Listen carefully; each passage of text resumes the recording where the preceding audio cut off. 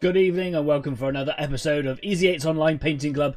My name's Danny, and for the next 2 hours I'm going to be hopefully keeping you company live while you paint your miniatures, while I paint my miniatures, and it's just a little bit weird that we're here on a Saturday evening, isn't it? Anyway, I hope you guys had a wonderful Christmas. I had a wicked time. I'm a little bit tired of people. I know that sounds really bad, but it's just been really busy, really hectic. Spending lots of time with lots of people, going around seeing the family, seeing the partner's family. There's been a lot of driving up and down the southwest of this country, and there's only little bits here and there. There's only a couple of hours that way, a couple of hours this way, but we've been backwards and forwards and spending lots of time with lots of people. And well, do you know what, it's been a wonderful time. A lot of stress leading up to Christmas, and then it's boom over like that, isn't it? I hope you guys had a wonderful time. I certainly did. And I know that this is not a video often viewed by a particular individual, but I'd like to dedicate this show to someone quite close in the family who on Boxing Day got engaged. Big congratulations to you. I'm going to keep your name private, but if you're watching this, you know who you are.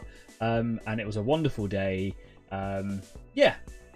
What a wonderful time to be alive. It was really cool. It was really cute. I got to sit there at the front row, basically, taking a video. It was great. It was really cool. Congratulations to the both of you. I hope you have a wonderful life.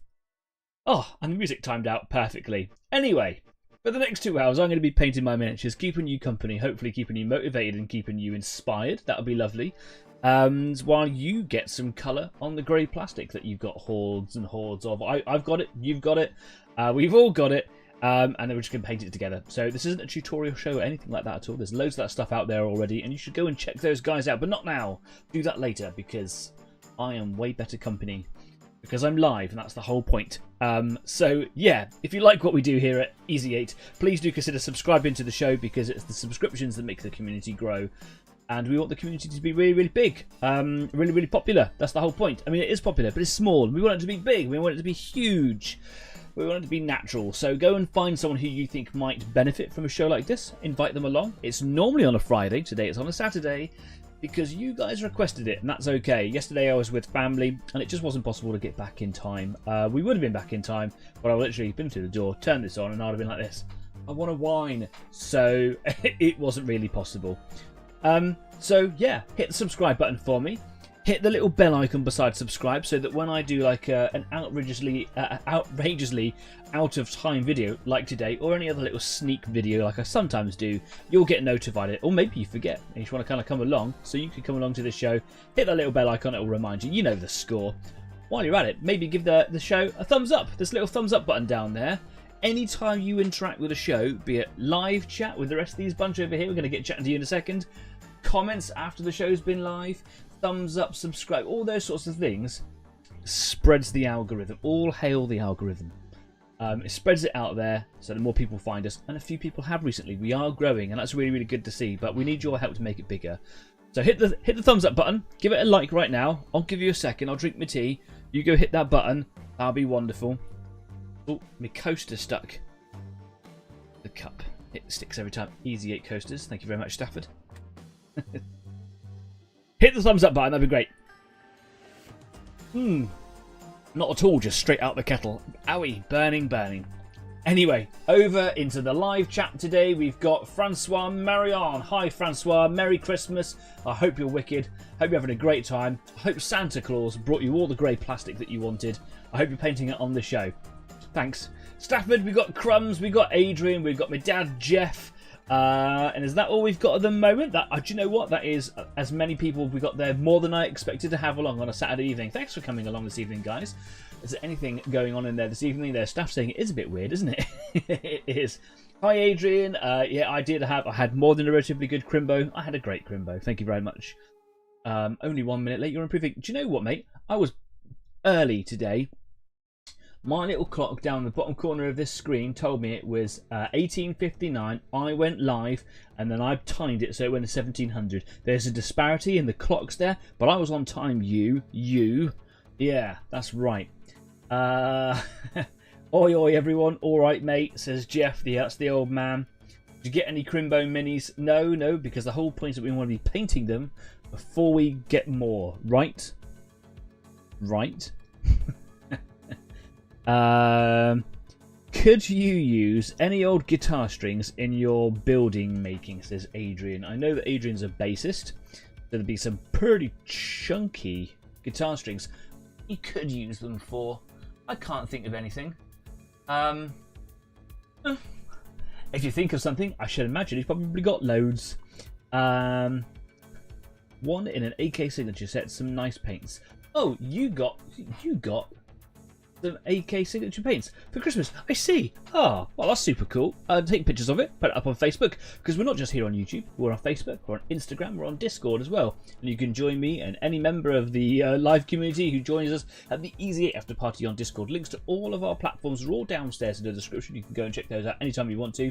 And I'll be live at the end of the show if you want to come and join me this evening. Dan got me a posh turntable. It sounds like a pretty boring Christmas present, but he wanted a really, really big turntable. So I got him a really, really big turntable. I was looking at catering ones, and they are big, and they are extremely expensive. Like, we're talking 4 figures, unnecessary amounts of money for that amount of metal that just turns around. But I managed to find him one for a very reasonable price. I think that's the largest one. There might be a larger one, different sizes, and you can like bolt it to your table, and then you can bolt like a thing to the top of it, like a tabletop if you want to, or you could just have it sitting. It's got little rubber feet. Very, very good. I was actually quite impressed by it, and it doesn't spin around wildly, but it doesn't drag either. So yeah, you got a turntable, because if you don't know, Jeff owns and runs Purple Line Creations, where he will bespoke make you terrain and buildings and things for your war games. All very, very elite, all very, very good. But he needs big turntables to spin it all around, because it's big stuff, man. Adrian says old bass guitar string can be used for armoured cabling, old standard strings for exposed wire. Yeah, you could do. They're just going to be floppy. Do you know what, though? If you made like rebar sticking out the tops of concrete bits, because they are bendy, as long as they like stayed straight mostly, it'd be safer than having bits of wire sticking out, because if you put your hands on top of that, you'd literally bleed on your model. I've done it. We've all done it. Like, you stab yourself with real rebar, but like springs might bounce out of the way, perhaps. Just an idea. If you come up with any ideas, or you do a little project, have a little go, take some pictures. I'd love to see it all. Anyway, I'm gonna go straight over to the workbench, because that's what we're here for. Here we go. So, the last time that we were online, I was painting this raven. I have to confess, I've not done anything to it, and the reason that I've not done anything to it is just because it's been Christmas and it's just been busy and chaotic, and you know, wrapping presents, seeing people, just stuff, man. I've been wanting to come up here and do it, but I've not even been able to really step into the studio.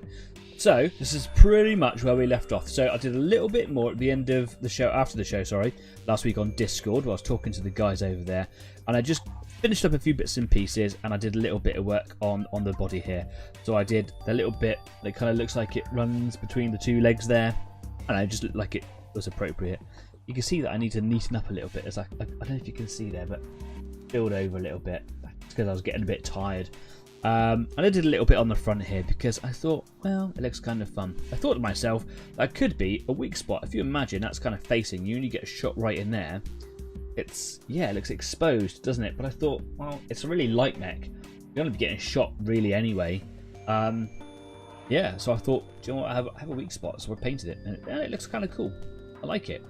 So, what I think I'm going to do today is mostly I'm going to double up the layer of the silver, neaten up that little bit of grey. I think that's just 1, maybe 2 areas. Might just be that 1 area that needs a bit of neatening up with the grey. And then I'm going to go over here and have a little look at the silver. Now, I've actually been looking quite hard about what I want to paint silver on here. There's not an awful lot that's going to go silver. There's a little roll cage thing. It's not really a roll cage. I think it's just designed to make it look like it's got some sort of purpose, but who knows? Mechs aren't real. But maybe it's sort of like loading or transportation tie-down points or whatever. Put a bungee around it, it'll stay in your car boot quite easily, maybe. These little vents here, maybe this whole little block that sticks out underneath. That whole thing there could probably go silver. Maybe there's a panel or 2. I like this little bit here on the back. You've got like the 2 squares, the little oblong between them. That'll probably go silver. There's some little shieldy bits in here. They'll probably go silver too. Yeah, you know, maybe the front of this missile launcher here, these barrels will be silver. Just some bits and pieces, just to break it up a little bit. Nothing over the top, There's no need to go crazy with all the silver. But otherwise, it's what has all the weapons, it has all the ammo stored in it, and it has, most importantly, the pilot. So probably makes a lot of sense to have less structure exposed, more armor. That's kind of my feeling anyway. So that's what I'm going to get on with today. If you are painting something, do come and let me know. I'm genuinely inspired and motivated by the stuff that you do. So if you are working on something this evening, come and tell us all about it. And of course, photos or it never happened, stick it up on Facebook or Discord if you prefer. So yeah. Right. Do you know what? Easy thing to do probably for now. I move my microphone a little bit further away. I'm going to double up on what I've done on here already. Going back to the whole microphone thing, I know that my microphone sounds a little distant. It is better quality than my gaming mic, which sounds closer, but it doesn't have the deep bassy tones that this one does. I'm going to be working on playing around with some software. It takes a long time for me to kind of fine tune it. You're supposed to be able to do like a live test without actually broadcasting at all, but I can't hear it well enough, so I've actually got to do a private show, kind of make it up as I go along, listen to it back and go, oh, I could do with a bit more of this, bit more of that, take a bit of that out. And then I've got to keep on going, so it takes a little bit of time. I'm going to be working on it until eventually one day maybe I'll get like a proper microphone set up. Santa Claus got me a little bit of money for Christmas, which is lovely, right? So who knows? Yeah, I thought there was a little bit of runoff there, a little bit of silver on the back of the leg just there. You can see there's a couple of black lines just across the sides of the shall we call it the groin, where I've been handling it, so it will need a bit of a varnish as well, maybe. See what happens. Okie dokie. Bit of silver paint, gonna give it a shake.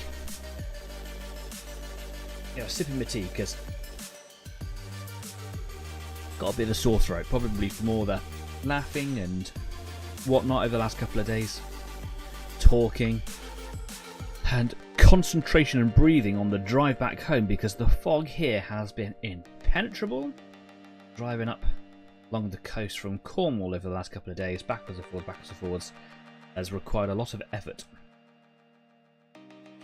Wasn't so bad yesterday, but the 25th it was pretty horrendous. Anyway, I'm going to be using here my size 0 just for now. Just wet the bristles, we get a bit of paint in there. Not too thick. And mostly I'm just looking for good layering.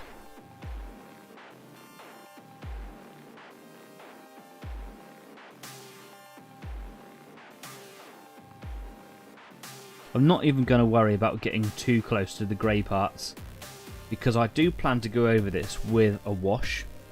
And if if Shiv from Table of Horrors was on right now, he'd comment on my silicone and grey wash. It's one of my favourite things. It really works on silver. You should definitely try it. But it will push right up against the grey and will hide any weak spots in the colour saturation. So I'm not actually all that worried about pushing right up to it. Unless there's an area that, of course, I've missed or it just doesn't look that good, I will do it. But mostly I'm just in for reinforcing that colour. This was going on a bit, not wishy-washy, a bit thin.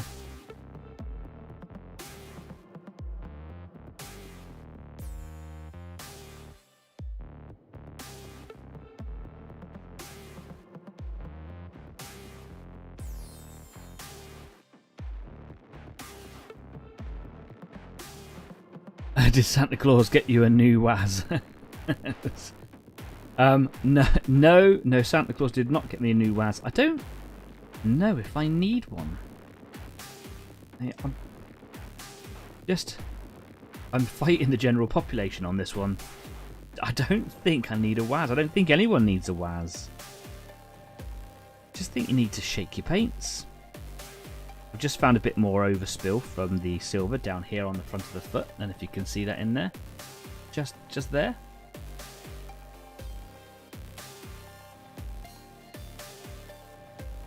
I did a little bit of silver as well on the feet and between some of the toes and whatnot, so I'm going to have a little check and make sure that coverage is all good and that we haven't got any overspill in there as well. I was getting pretty tired by the end of last week on Discord, so I was starting to be a little cowboyish. Frankly, that's pretty good. Now, I checked out, like I said I was going to, a picture of this mech from the online game MechWarrior Online. And it's pretty much identical. This circle here, however, there's another one in this bit here, which kind of, I suppose, joins the hip to the leg and then it's basically a reverse knee, isn't it? But my model doesn't have that, probably because it wasn't modelled that way. But you could argue that this is a slightly different version and that they've armour-plated it. So, yeah, I'm not going to worry about why it's there or not. I'm just going to carry on with my life, basically.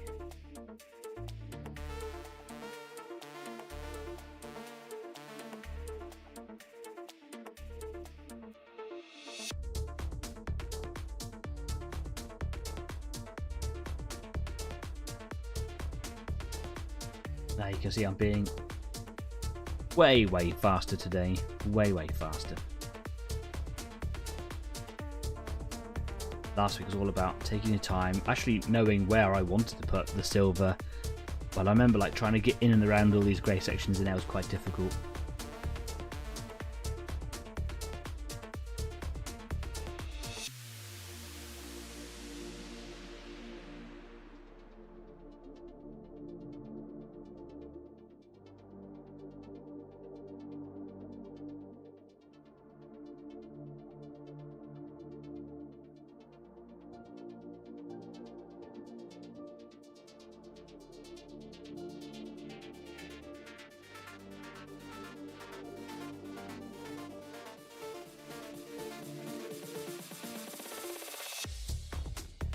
Looking alright, isn't it? That's kind of one leg done there, really.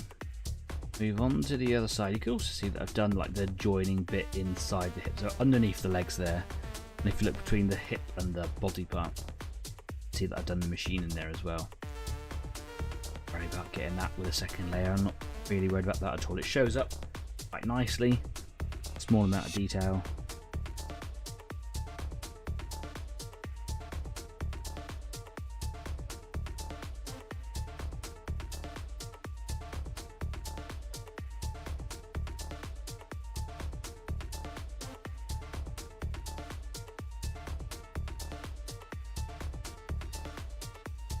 Itchy eye.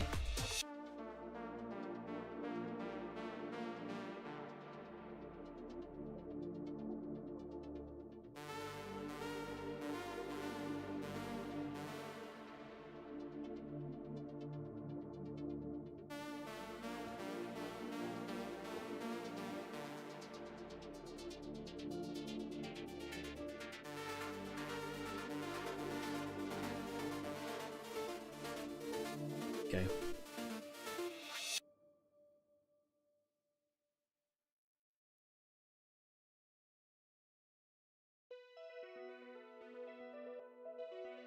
Listen to that. I did wonder if it was going to do it again because I forgot to check it out. The music tracks are repeating themselves again. I didn't check that out last week. Set up my computer earlier on before dinner. Left it running for a bit while I went and ate my food. Came back up and I did think that the music felt like it hadn't gone very far through the playlist. All my audio cues and music cues are all going to be out the window today. Told you it's live. If anybody's watching and they didn't believe me, it really is unscripted, unprepared, and a little crappy.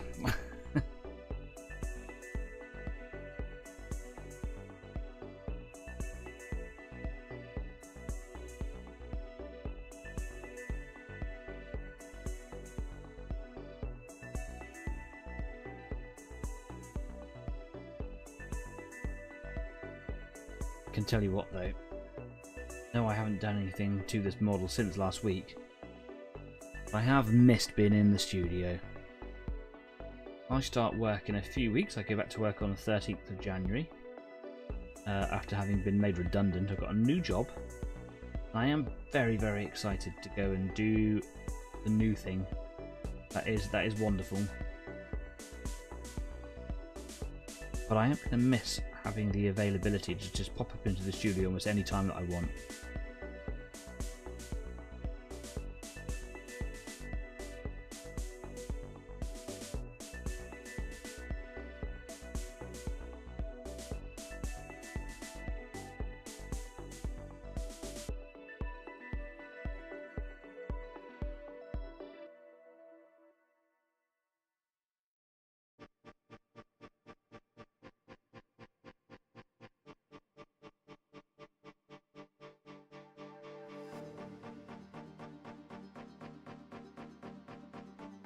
Okay, I'm actually really happy with what I've done already. I'm not going to do anything more with that. I'm just going to wash my brush out, catch up on some of the live chat, because I saw some people talking about my dad wounding some people.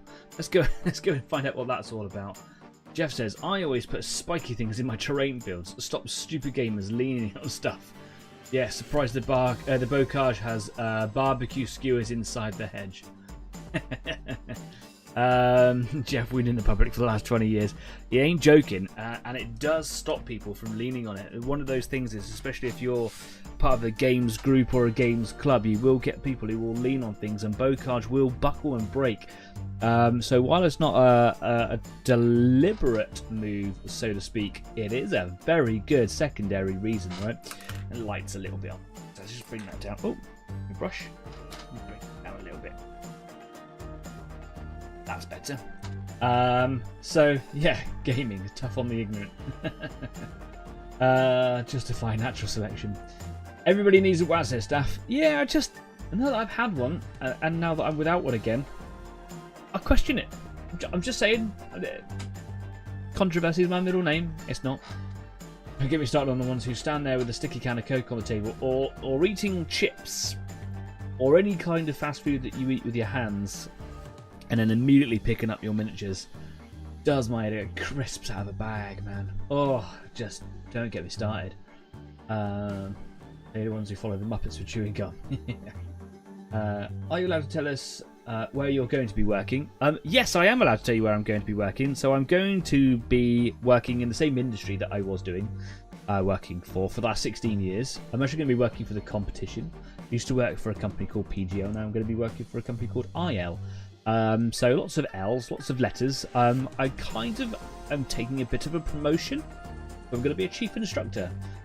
I was kind of doing that anyway. My role used to be called a team leader, so I was in charge of a team of instructors who would go off and teach children how to do cool outdoor pursuits and activities and sports and stuff. Anything from archery, surfing, rock climbing, all those sorts of things. And all the pastoral things and welfare that kind of comes along with it, and the hospitality side too. Got a lot of experience in various departments. Loved my job. The company saw fit that the centre wasn't generating enough money. As an individual centre, closed it, got made redundant. The new job is going to be a chief instructor job. I'm going to be doing a very similar role, lots of additional things on top of it, but I'm going to be in charge of a team of leaders. So, yeah, really exciting, and the team are lovely. They are wonderful people. So yeah, my place that I'll be working at will be called the Ultimate Adventure Centre. Sounds cool, right? Big guzzly noises on the camera. We want WAS. Great. This is a weird Friday.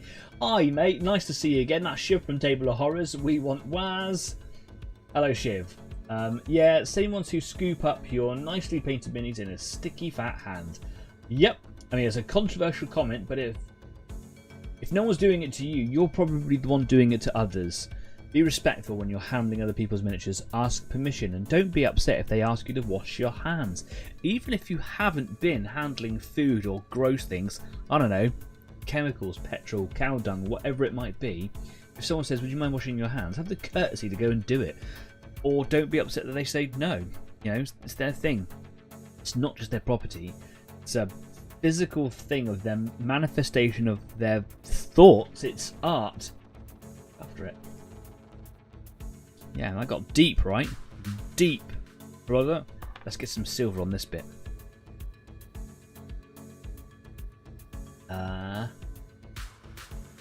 Jeff and his hitting stick, a bat and a dirty great big nail.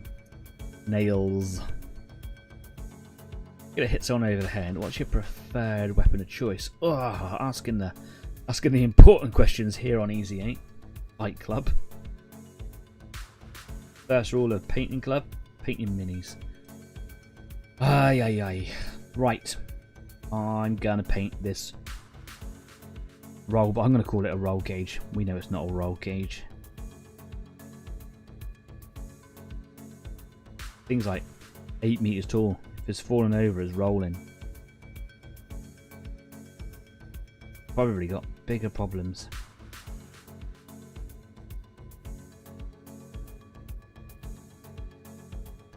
Really blown away by the amount of viewers that's come along today on this off-schedule Saturday. Thank you so much for coming along and keeping me and the rest of them company. Thank you for your constant devotion and loyalty, and just goes to show that the show means a lot to people. And I really like that and appreciate that. Thank you.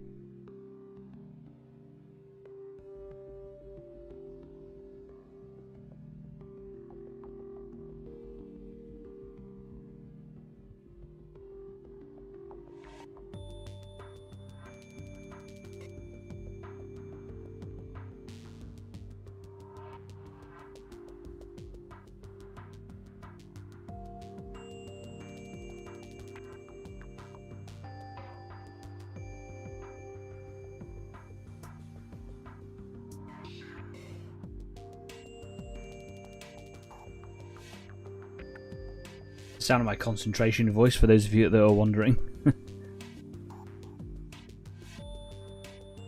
Yeah, please don't touch my unpainted plastic. Yeah, that's a good point there, Steph. You got a lot of painted stuff, mate. Whole point of the show is to get your stuff painted. If you ain't got painted stuff, go home. Don't go home. Stay with me, please.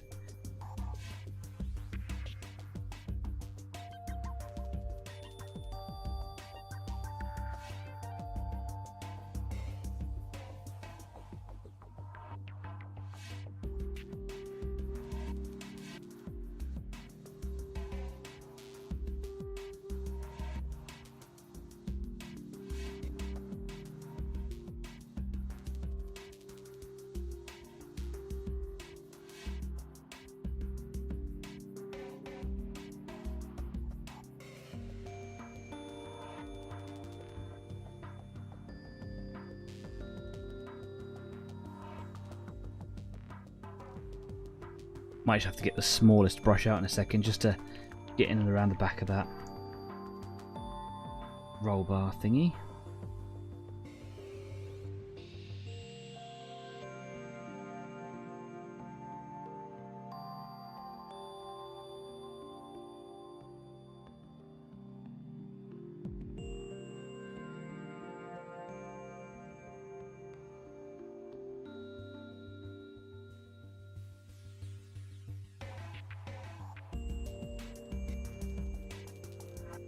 Maybe it's like a tow bar, like a tail hitch or something.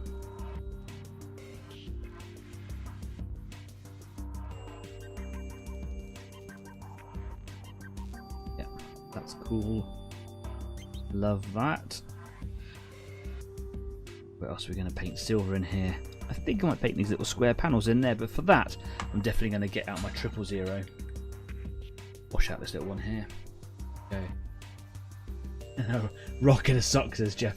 So the favourite weapon, if I'm going to hit something, it's going to be crude. Gotta take the time though to get a sock, put a rock in it. Anyone on here played Trench Crusade? You was talking about this the other day. I don't think I've heard of it before, but apparently it's supposed to be like an alternative history on First World War, I believe. I mean, with Trench probably sounds quite likely, but I think it is alternative history, isn't it? I'd be very interested to know if anyone's played it or heard of it, or you know knows anything about the lore behind it all. Be great. Love finding out about new games. Scallion TV's joined us. Hi, Scallion TV. How are you this evening? Hope you've had a Merry Christmas. Hope you're having a wonderful time with family or friends, or even by yourself, painting miniatures or eating turkey, whatever it is that you're doing. I hope you're having a great time. Crew are under my brush tonight for Xenos Rampant. Did Santa bring anyone anything hobby related? You scroll back for a few interesting conversations about a large turntable. For myself, I did get something hobby related, but I'm not going to show you that right now. In a couple of weeks, maybe. Maybe stay tuned on Facebook for more and find out. But otherwise, no, it was quite tame on the miniatures front. I've got a lot of things to be getting on with, so people have been asking me what I wanted. I've been trying to steer people away from the hobby stuff just because I've got so much stuff to paint. I don't want to end up having too much that you kind of start to hate it a bit, maybe. I've just seen a little bit that I've missed there. Oof. But otherwise, yeah, loving life, having a great time. Thank you very much. Got on order for some. Big in the States, but not over here yet. Interesting. Yeah, I did say that I was going to go and have a little look at it, but then, well, you know, busy. Busy day yesterday with the proposal, and those of you just joining in, not me. But yeah, just a big old day. Big old day.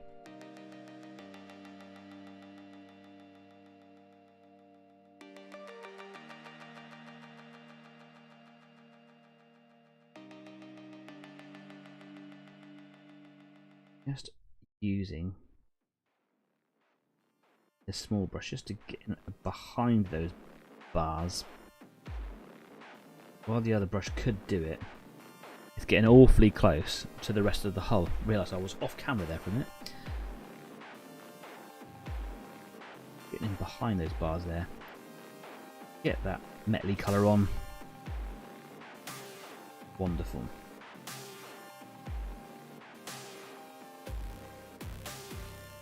I remember last week actually I had the camera positioned a little bit, so if I went move it this way, nope, this way, yeah, that's better, that's where I want to be, that a bit more comfortable sitting with my hand now. Staffer says, today is my first day out of bed since Christmas. I caught the flu and came down with it Christmas morning. Oh no, mate, what a poop-out set of circumstances. I'm sorry to hear that. I hope you're feeling better now. I mean, you sound bright and bubbly, but that's just writing on a screen, really, isn't it? That really is poor circumstances. Sorry to hear that, man. Flu is awful. You come down with the flu a lot. Look after yourself, pal. I used to get the flu a lot. So I had pneumonia back in 2011. I thought it was quite a severe case at the time, but I've been told by other people who've had it that actually what I had was pretty tame. And ever since, it left me quite vulnerable to flu. And when I did get it, oh my goodness, did I feel rough. But I started taking the flu jabs and things like that. And touch wood, since COVID and having all those jabs, right as rain.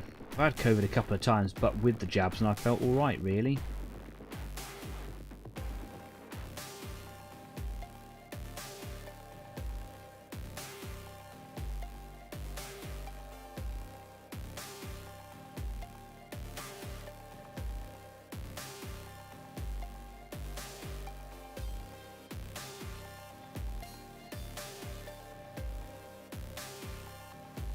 I don't know what these little panels are supposed to be. I wonder if even the person who designed and made them really knew. Just kind of, as a sculptor, I think maybe putting these little panels in there just to kind of break up the slab.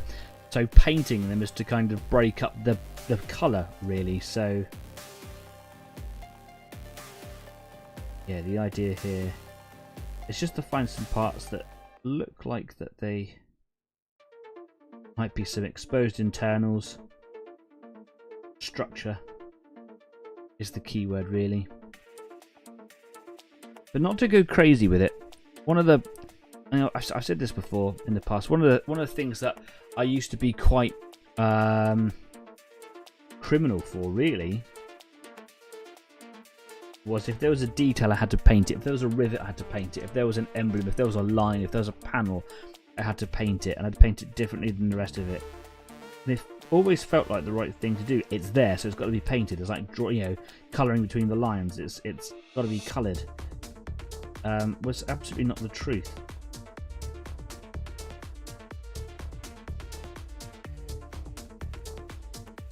There are many different items, bits of machinery, whatever that you could look at, that have lots of different features on them, and the whole thing is painted as a whole. And it took me a long time to really get used to not painting the detail. So choose your details wisely. Spend a bit of time and think about them. And think about it as an artistic piece as well as a representation of a functional piece. So this is a representation of a functional piece. This is, albeit make-believe. It is a walking scout vehicle that in the future could be more realistic, but it is representation of something that's functional. It's got lots of panels on there that I could go crazy with. But I don't. It doesn't need it.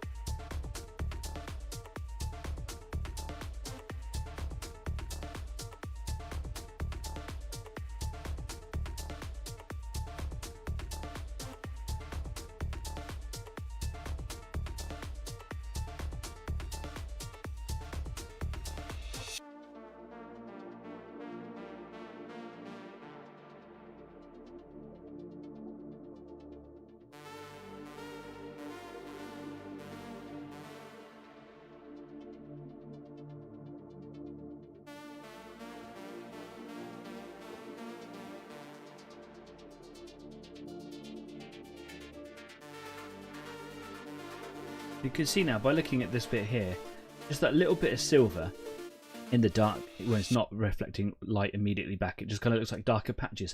Starts to break up the pattern of the grey. Looking from here, it's all one colour. It's a bit boring. It's a bit standard. Looking on the back, there's some differentiation now. But if I was starting to paint every single panel, it would be too much. My face would explode. Don't do it, folks. Don't paint every detail. Save your faces. In relation to my little delivery... Oh, I've missed it. It's gone. It's gone. Adrian was saying something. Pepper says this was the real flu. Temperature of 39. Yikes. Sweats, coughs, and no appetite. You could tell I was ill. Yeah, absolutely. In relation to my little delivery, Mr. Danny, you can cast your mind back to your 135th Panther. You used a colour set. Can you recall what it was? So are you talking about the colour paint set that I used on my Panther? Bear with me.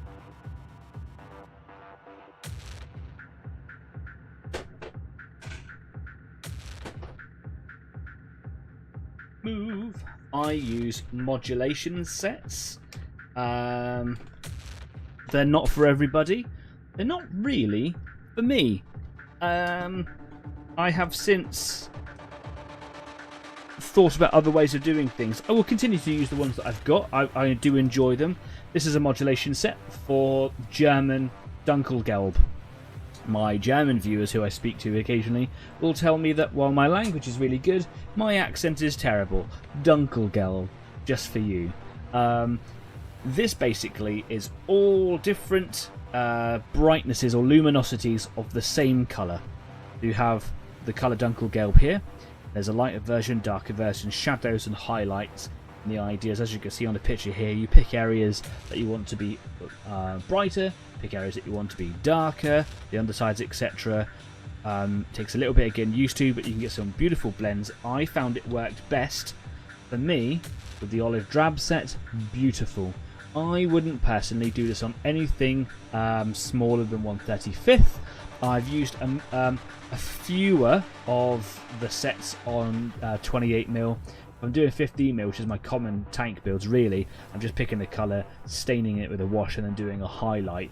That works fine, but go slightly lighter for your, so rather than using your base, maybe go for the light base as your standard colour for your smaller ones. Yeah. Beyond that, I've also got a German camouflage set. This one's got three luminosities for each of the two colours if you were to use the Dunkelgelb respectively with that one. I found this very tricky. I also didn't like the colours. I thought they were very, very bright. I've got a lot to learn with this one. This you'll have a lot of fun with. This you'll have a lot of fun with. I've even got the Contour scheme, which I'm working on a Stuart on and off. That's a beautiful model on the front of that, isn't it? Yeah. Modulation sets from AK Interactive. You can probably find very similar things on Animig. Their paints are on par. Two of the finest brands I think that are out there on the market. Not sponsored in any way by any brand. Should just probably put that out there. So yeah, AK Interactive Ammo MiG. If you want to buy anything from Ammo MiG, please pop downstairs in the description of this video and go and check out Brooks Models. I met Brooks Models at Recon this year. Swell guy, top notch, real diamond geezer. No, he's not even a geezer. Don't know why I said that. Don't know why I went all cockney. Really lovely gentleman. Man and wife outfits, a setup business. Couldn't be more charming, more patient, chatty, inquisitive. Just really interested in everything that you want. They're stellar people. Please go and show them some love and some patronage. And if you're interested in buying Ammo MiG, go and check them out. And if you can, in any way, shape or form, if you're going to buy or maybe in the cart somewhere, just add in that you heard of Brooks Models through Easy 8, because it's nice to share how we're all connected, and it kind of puts me in good stead. I'd love that. So yeah, Brooks Models, go check them out, peeps. I'm going to catch up on a bit more of the live chat. There's some chatty things going on here today. Adrian, look after yourself. I hope you're okay, mate. Taking a break from writing a special episode of Vampire the Masquerade to paint a Moritat. I think that is a Horus Heresy 30k Space Marine with 2-gun mojo. Am I right, or am I totally off the beaten track on that one? Does it come in black? No, it comes in red. Okay.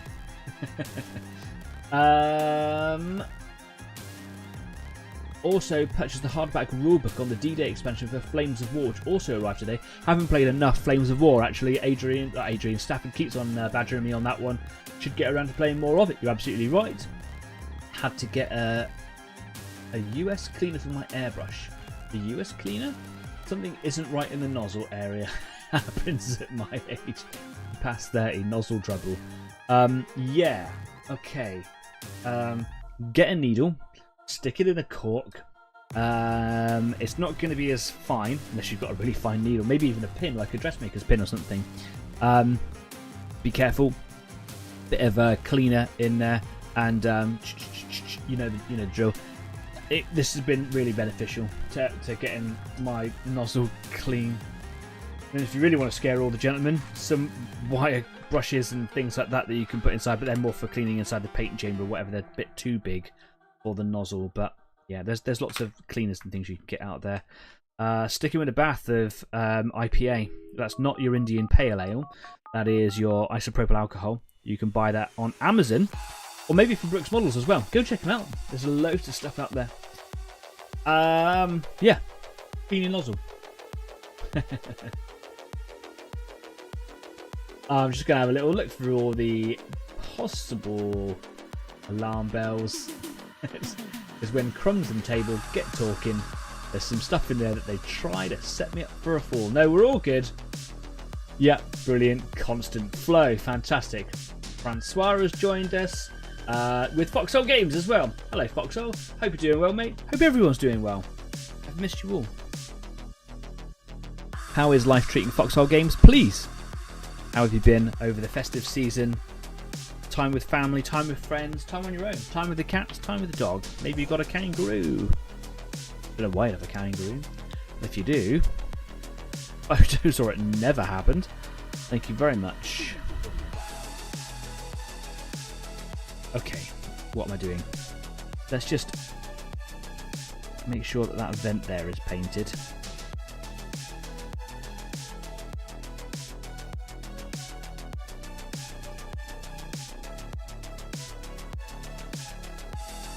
Lovely. Frankie and Foxy. That sounds like it should be a TV programme. Make it happen.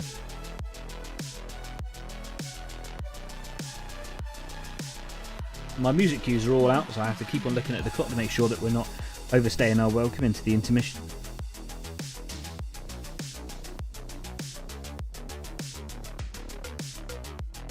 Bit of a shaky hand. Ooh.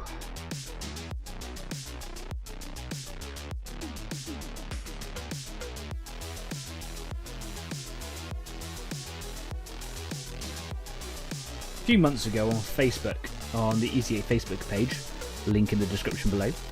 I found, and I just randomly found it, like I get like a lot of art supplies or hobby supplies, businesses appearing on my Facebook page, and one of them showed a frame for unsteady hands, and it was a solid metal base, which has probably got some weight to it, with a ball and socket joint with a metal bar, with another ball and socket with a little rest, which you basically hold in your paintbrush hand, and basically if you look up here, you're able to kind of just like move it around, knowing that you've always got something to kind of lean on.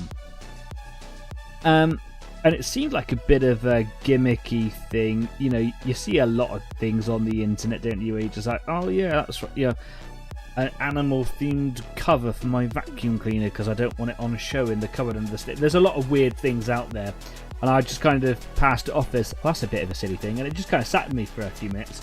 So I took a screen grab and I stuck it up on Facebook, and I just tried to get everyone's opinions on it, and it didn't receive an awful lot of love. So as I'm sat here with shaky hands, I wonder if it's actually that good. I'm not tempted to buy one. Just interesting, isn't it?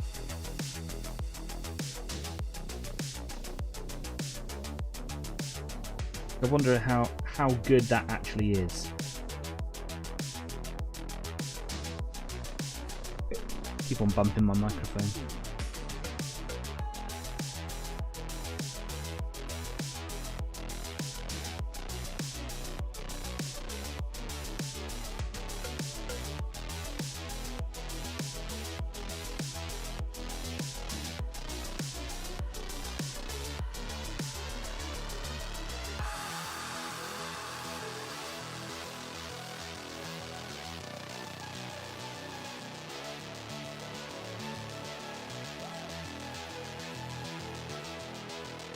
Okie dokie.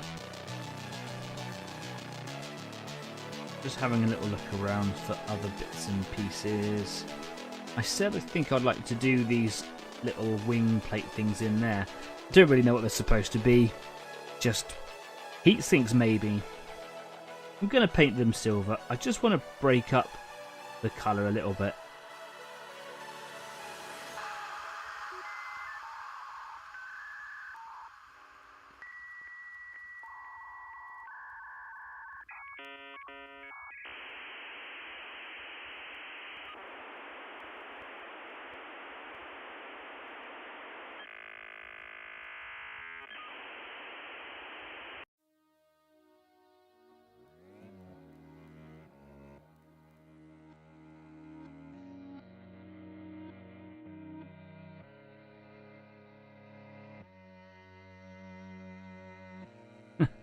Decided to stay with the small brush there, clearly. Is useful, but painting some slightly larger areas. Let's go back to the 0. The problem with the 0 and using these airbrush paints with the brush is that they're not thick enough to really hold a fine point. You can see here that, well, that does go down to a decent enough point. There's not a fine point, so trying to get it into some of the details or on some of the smaller parts can be quite tricky. So I do like to go down to the 000 for that reason. But I'm painting some slightly larger panels in there. It's just taking me an age to do with the 000.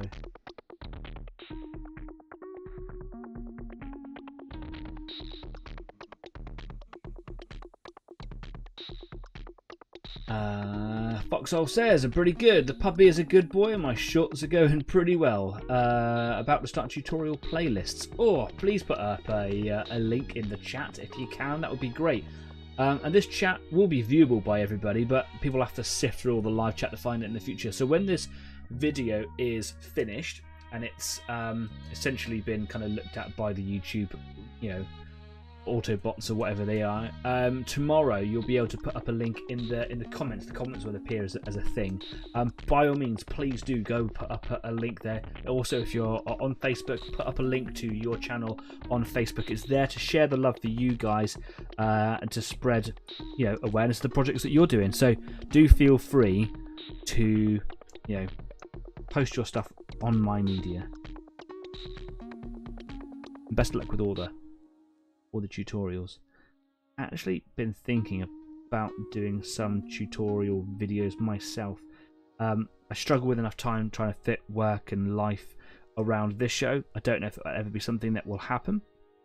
But I play various games. I thought it'd be quite nice to do tutorials for the games that I play. That doesn't necessarily have to be things like miniature games. It could be gathering, but there's loads of stuff like that out there already. You know, so do I need to worry myself with things like that? I don't know. Just some thoughts that I've had recently. Don't like to tread on other people's toes. I'll stay away from Foxhole Games' territory, perhaps. Yeah, head scratches to the pub. Figured I'd come by and hang out before starting up a how to hold your knife video. Good for you. I'd love to learn how to hold a knife, because if I'm going to hold a knife, I'm going to cut myself with it. Not in like I'm going to do this in like a miserable way, but just like I'm a klutz. Thank you for the info, Danny. Come next payday, I'll be ordering the thinners, cleaners, and flow improver needed for the paint set.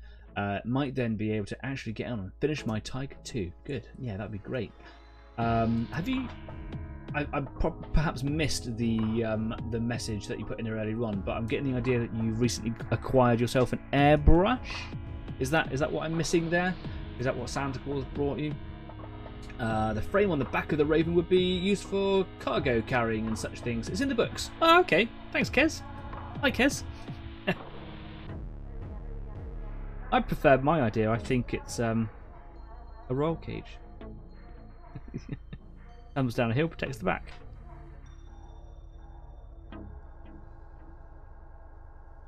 Somewhere for you to bungee your backpack onto, isn't it?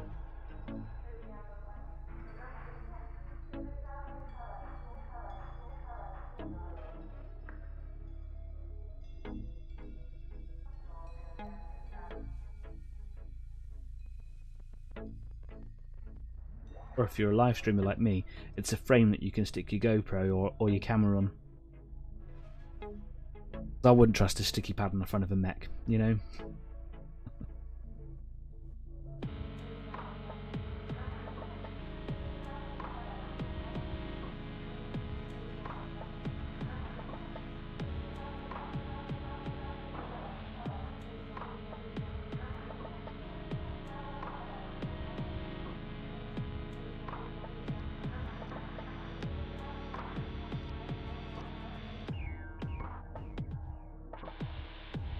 And we are pretty much time for a break.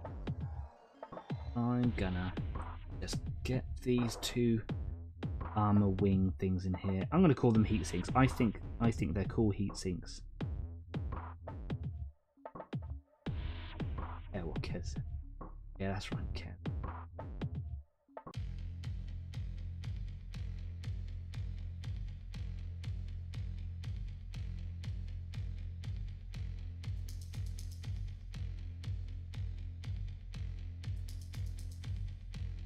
It has broken up just a little bit. It's quite nice, that actually.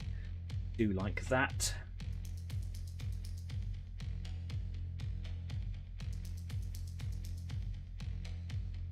Quickly go back to the small brush there.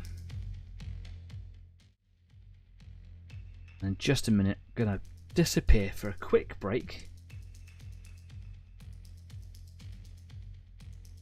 I think there's just a couple more bits that I might want to do in this silver. And then I might give it a layer of varnish. Neaten up some of the edges on here as well, because like I say, some of the edges have like been rubbed down to the black again. And that is to be expected. It's just one of those things, you know.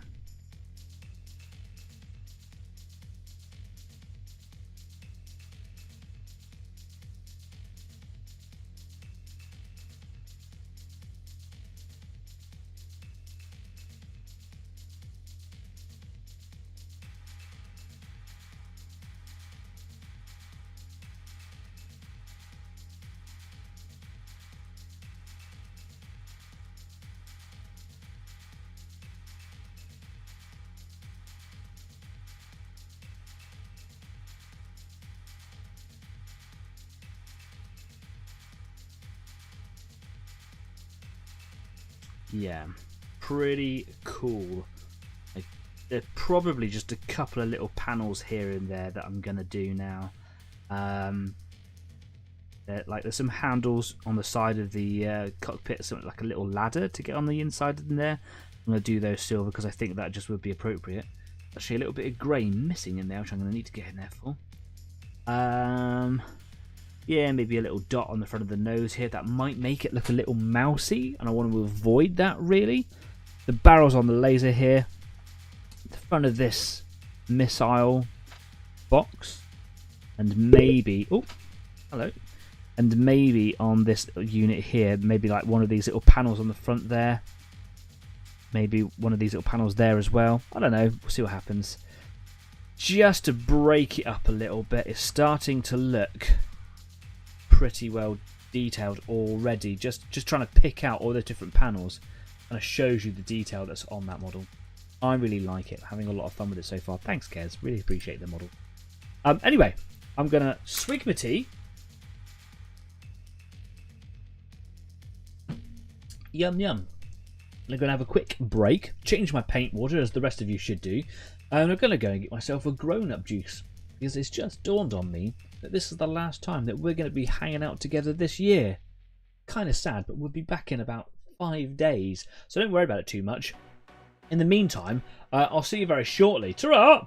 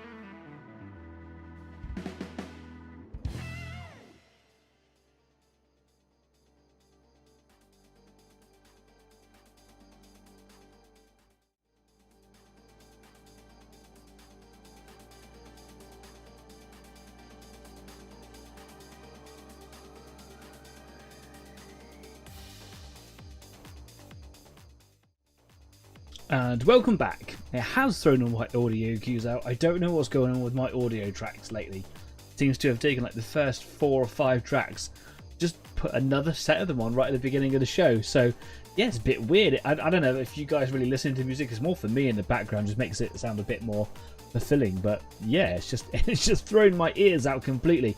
Anyway, welcome back from the intermission. I went and got myself a grown-up juice. It is the weekend. It is the end of the year for the show. So happy weekend. Happy Christmas. Happy 2024. It's been a tough one. We've talked about it a lot. Here's to 2025. Cheers to all of you. Thank you very much. Cheers, everyone. And we can dial it down with some more mellow tunes. I was totally not expecting that. Do you know what? I was thinking to myself that this would be a bit of a weird show being on a Saturday. People aren't really ready for it. People are ready for the Friday shows. I thought we'd have maybe 2 people turn up maximum. We're almost a record high in terms of live viewers this evening. So if you're watching this evening, thanks very much for coming along. Hi, welcome back to the show. And thanks for being a part of it all. It was really unexpected to have more than 5 people on the show this evening. To have 10 right now.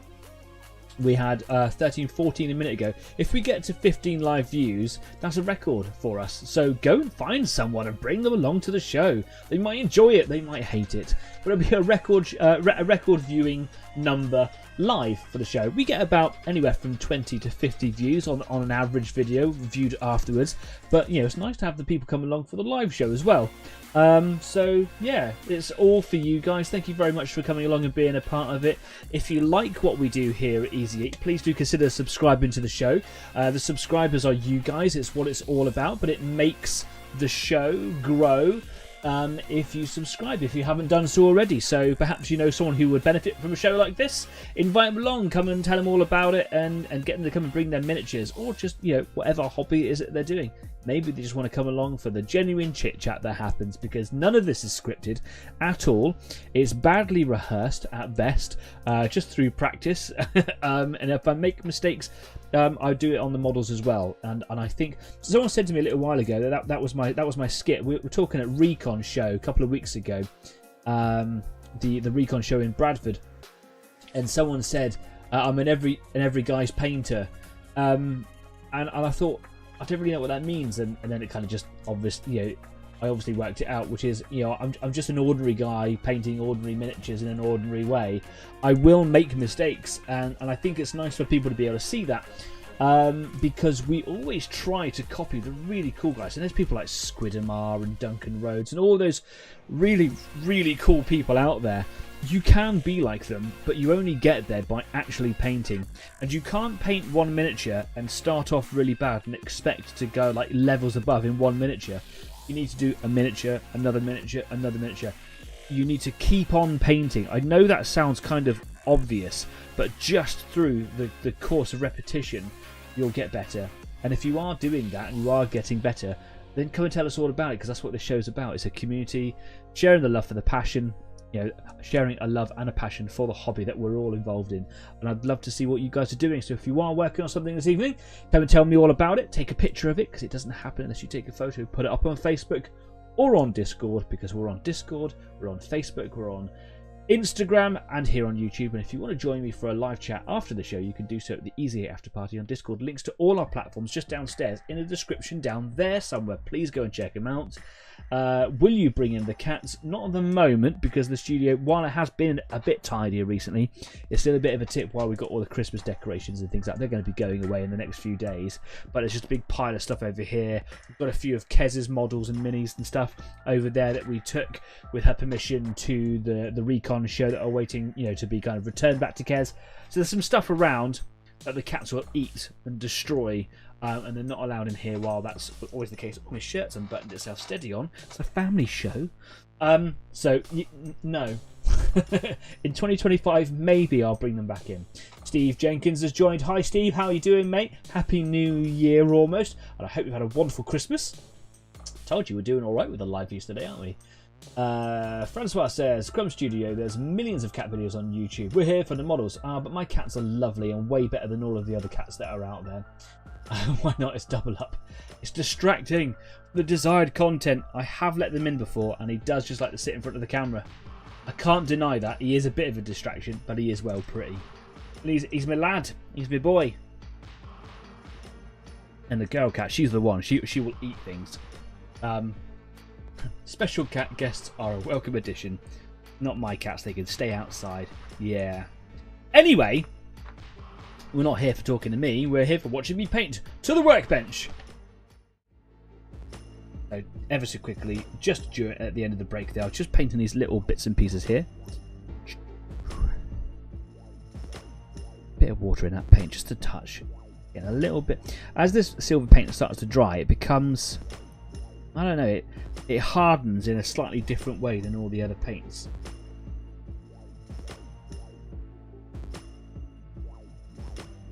It's a weird outer shell. Yeah, it's hard to explain, so I'm not going to bother because I'll only make it awkward and unwieldy when I'm trying to explain things. Right, so a couple of little dots up there, a couple of little bits down here, roll cage, car boot, all those sorts of things. Should I do these little efforts underneath the weapons unit? I should imagine this is like a mechanical part that allows the weapon to sort of rotate like that, if that makes sense. So it will kind of up and down. Do you think that should be silver? Is that too much of a distraction? I think that looks quite cool like that, but I think it would look quite cool in silver. You know the part I'm talking about? This little bit here. I'll bring it up here. What do you reckon? This little bit. I reckon that look quite good as silver. Little panels here maybe as well. And I'm going to paint the front of that part. The missile pod. And then the barrels there as well on the lasers. So what I'm gonna do, you know what? I'm gonna do it just to break up the colour on the front of this unit here. So this unit is typically the tag. You are able to sort of manipulate where all of your hardware goes in MechWarrior. If you want to have the tag in here, you can do. But this is the box unit that is designed for tag. Now, tag, I can't remember exactly what it stands for. Targeting something effort. But basically, it is a big beam. It is a non-aggressive laser. It is there for lighting targets, and it basically means that missiles that are fired at that target that is under the tag are more accurate. They stop spreading. They cluster more, which means that they'll be more accurate. Rather over an area of damage, they'll hit more together. And other units will be able to acquire the target much faster and target them, lock on, etc. Disrupts any electronic countermeasures that they got temporarily, but only for so long as you've got them under tag. And for this particular mech, the way that I like to use it as well, it is particularly useful because I use it as an electronic warfare mech, support mech.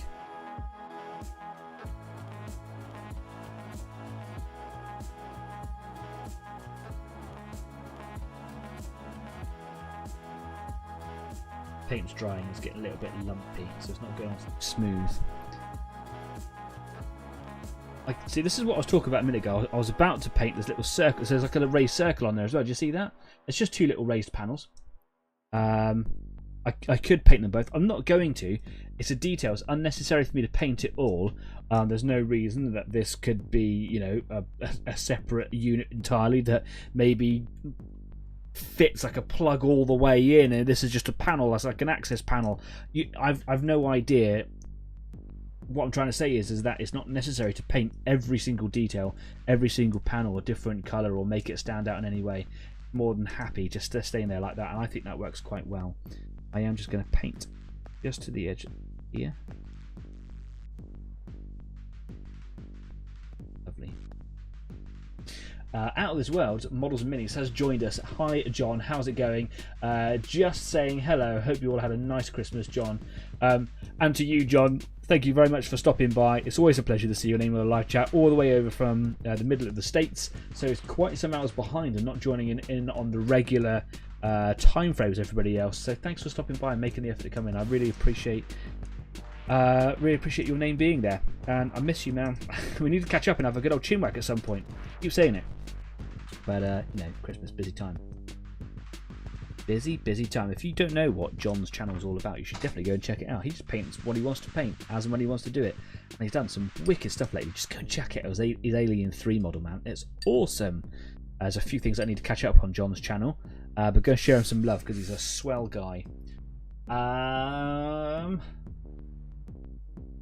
John. Happy New Year. Yo, John. That's 2 Fireflies finished. Stafford, have you finished Models on the Show? That's awesome. Well done, mate. Over the celebration. Need to have like a little button that gives a fanfare when people do that. Oh, it might be a bit too cheesy. Treat yourself to a beer. Or a flu jab or whatever it is that you need. I don't know. Do you know what? I think I am going to paint those little bits under there. It might be the worst decision ever. It might be too much. But I'm doing it. Can't stop me. I like the idea of them being like a mechanical hinge. And the weapons pod sits on it.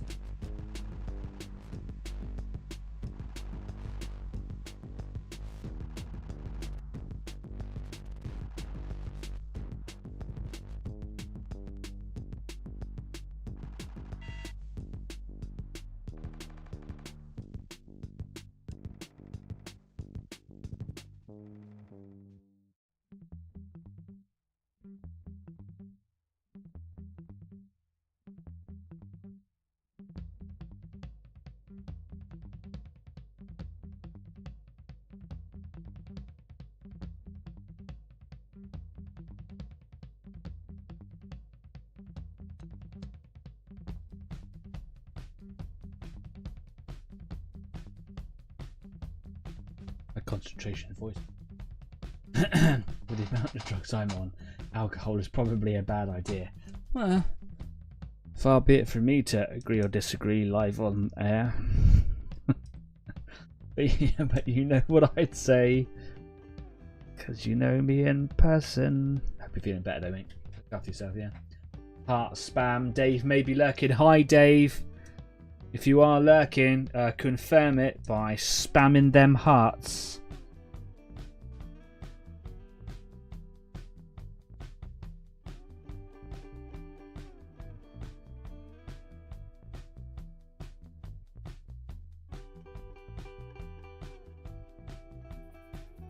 I have to show you the button, Dave, that one day that allows you to join in with the live chat.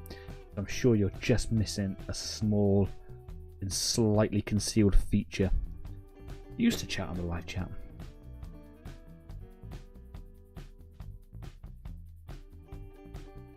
We miss your virtual voice, Dave.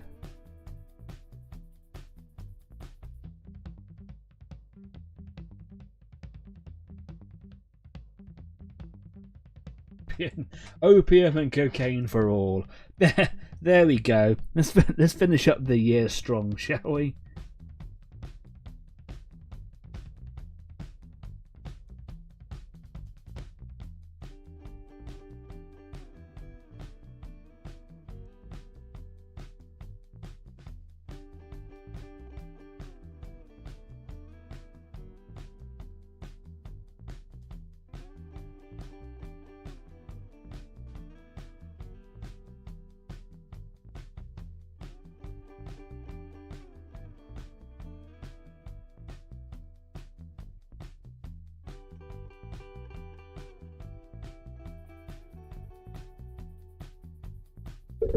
Oh, hello.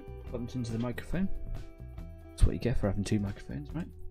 Paracetamol and ibuprofen, just to point everyone. Oh no, mate. If it's doing the job for you, it's doing the job for you. Sit and make jokes about it all day, but the flu is no joke. Horrible feeling.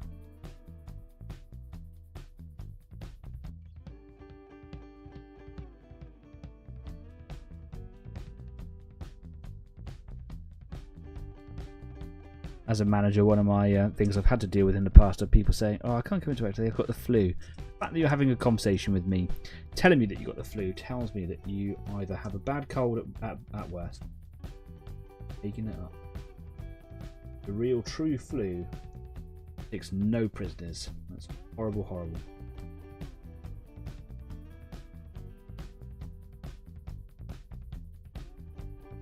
I think I made the right decision by painting that bit silver. I think it works. I like it.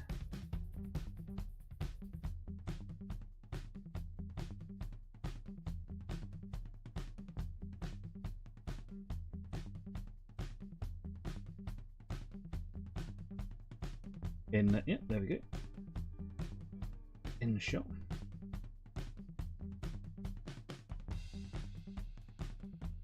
Yeah, I think that works. That looks kind of good. I quite like the fact that you got this little bit here and that little bit there, silver.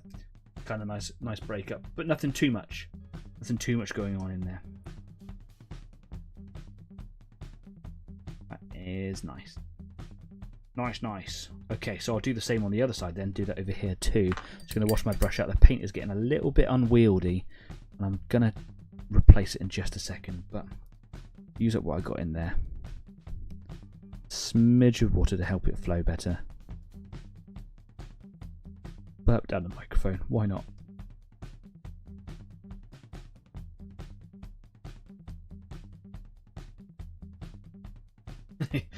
Yes, please, a table of horror. Table of horrors. Yeah. Actually, Shiv, if that is an offer, if you're handing it out, you know, let us know. PO box, would that be appropriate for you?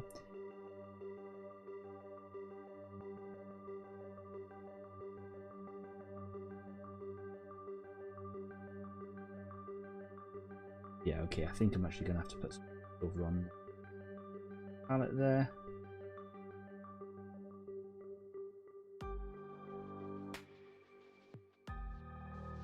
Yeah, okay, cool. Admit defeat.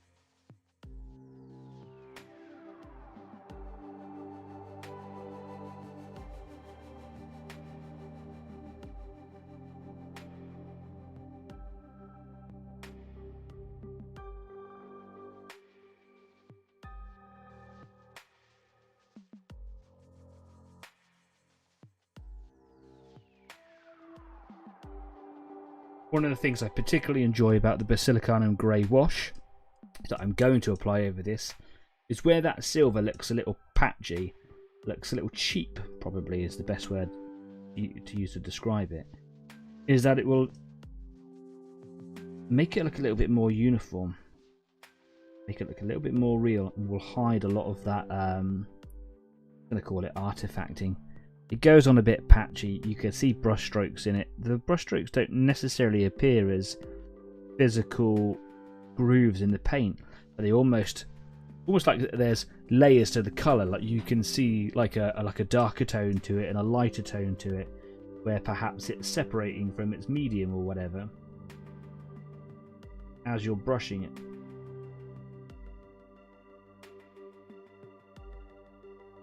And that's just something I find with cheaper silvers.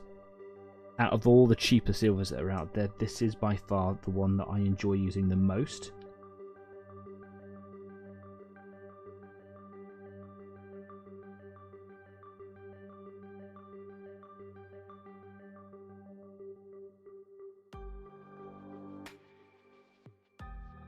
Put it on the side. Oops.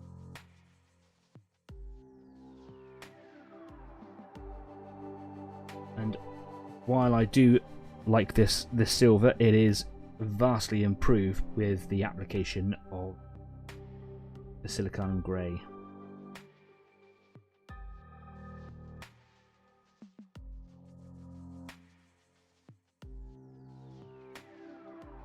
Okay, just a couple of last little features now. What I'm going to do here is just the front face here of this is what is known as the SRMs, short range missiles. Quite a dangerous weapon in classic Battletech, and they were really dangerous in the online version of the video game that I play. But that game kind of adapts and evolves a little bit, and mechs and weapons do get like toned down or even beefed up quite a bit. And at the moment, SRMs aren't as good as they ever were. They used to be absolutely ruddy dangerous. And as the name would suggest, they've got a very, very short range with a very, very high damage output. So if you're getting really close to other mechs, you've probably got a big problem on your hands. So there's the payoff if you're able to handle yourself and get up close. Having short range missiles are a really good thing. Now this mech here is by no means a weapons platform. It has a couple of lasers which are pretty good, medium range, medium damage. But if it does find itself in a bit of a bitch slap, then it can offer out a little bit of a punch, and the idea is then to get out of dodge pretty quickly. It is not a super duper combat mech. The SRM6s are not very good anymore, so I don't really take them on him.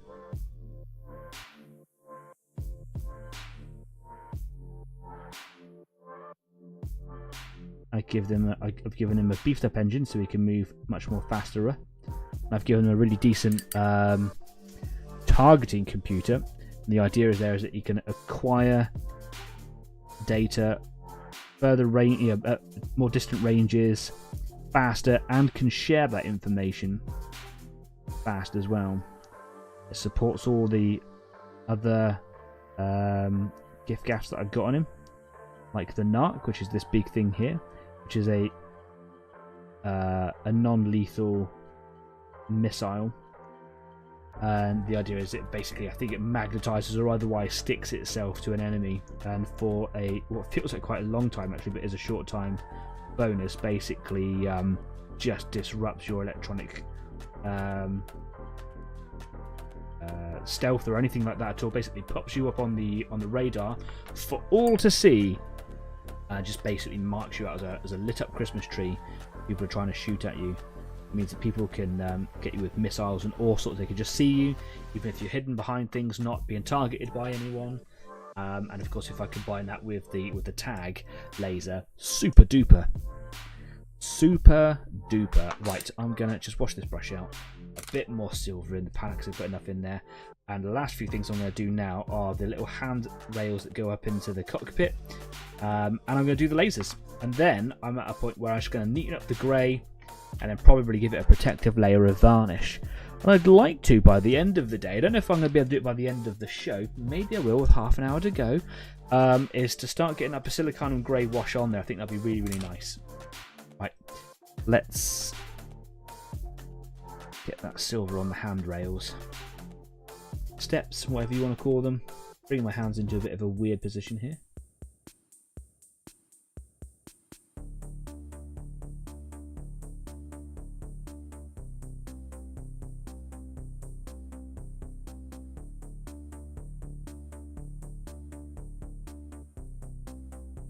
Now this is one of those things that I would be painting quite differently if the scale was larger. I wouldn't be like picking these out as a detail. I'd be making them weathered, making it look like the paint that the rest of the cockpit has been painted in has worn away from use.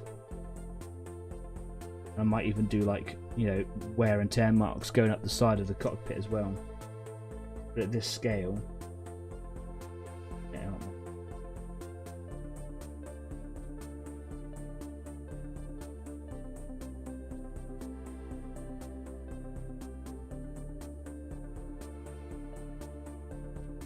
you know what that little line is there? It looks the same, so I'm going to paint it.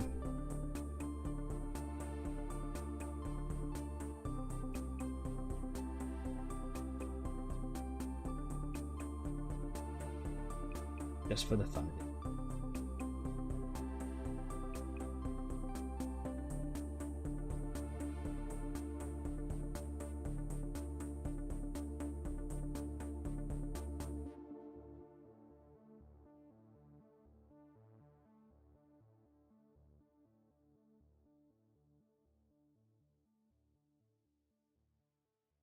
really have missed the grey in there. Can you see beside the steps? Look how untidy that is in there compared to that side. Really have missed the grey in there, so I'm gonna probably have to come back and neaten it all.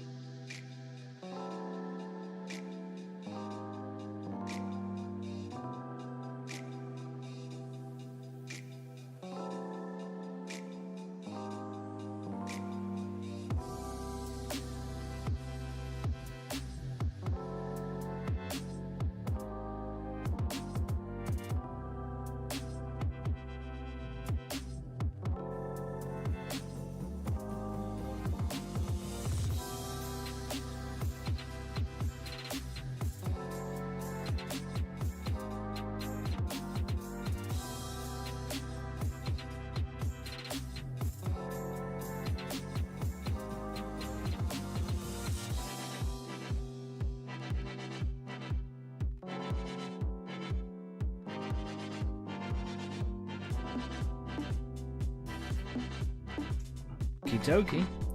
Change brushes quickly to a slightly larger bristle and a sip of booze, why not?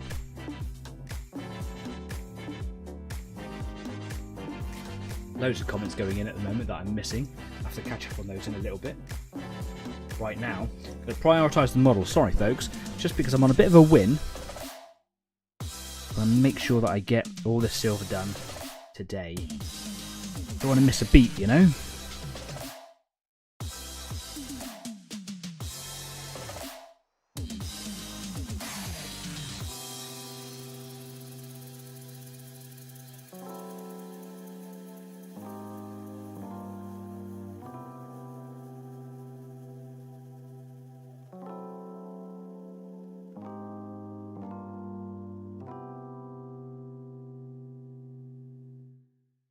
Looking cool, isn't it?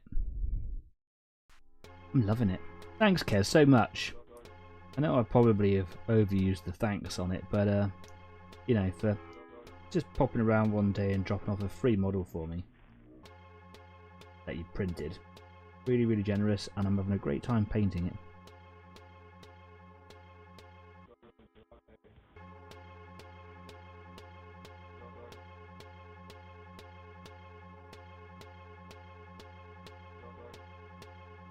Smidge of water in the bristles there. There we go. Loosen up that paint a little bit.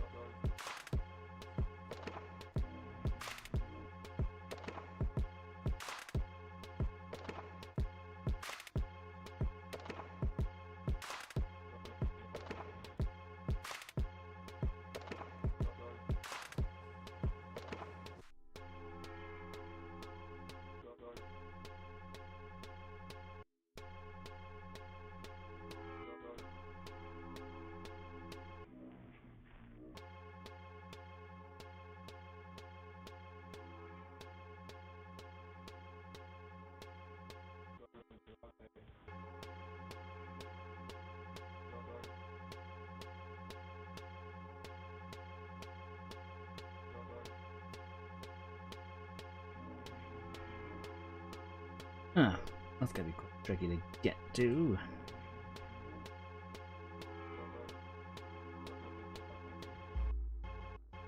See down there, that's just a tough one. Can I, without making a hash of this, I get this brush in there.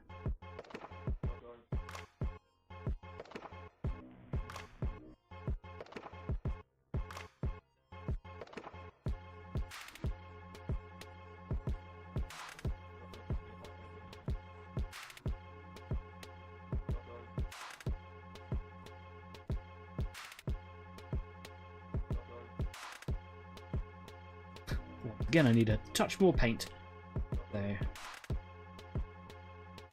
So, just another dollop, a little dot. That is enough. Come on. Get it together and finish it on the show. Finish all the silver at the very least. Come on now. Be good.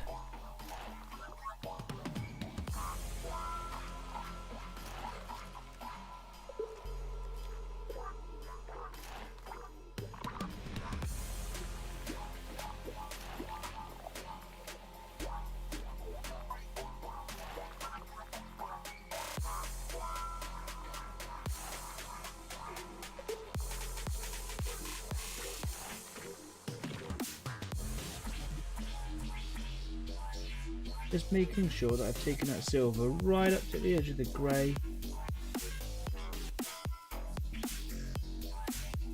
I think that's the silver done.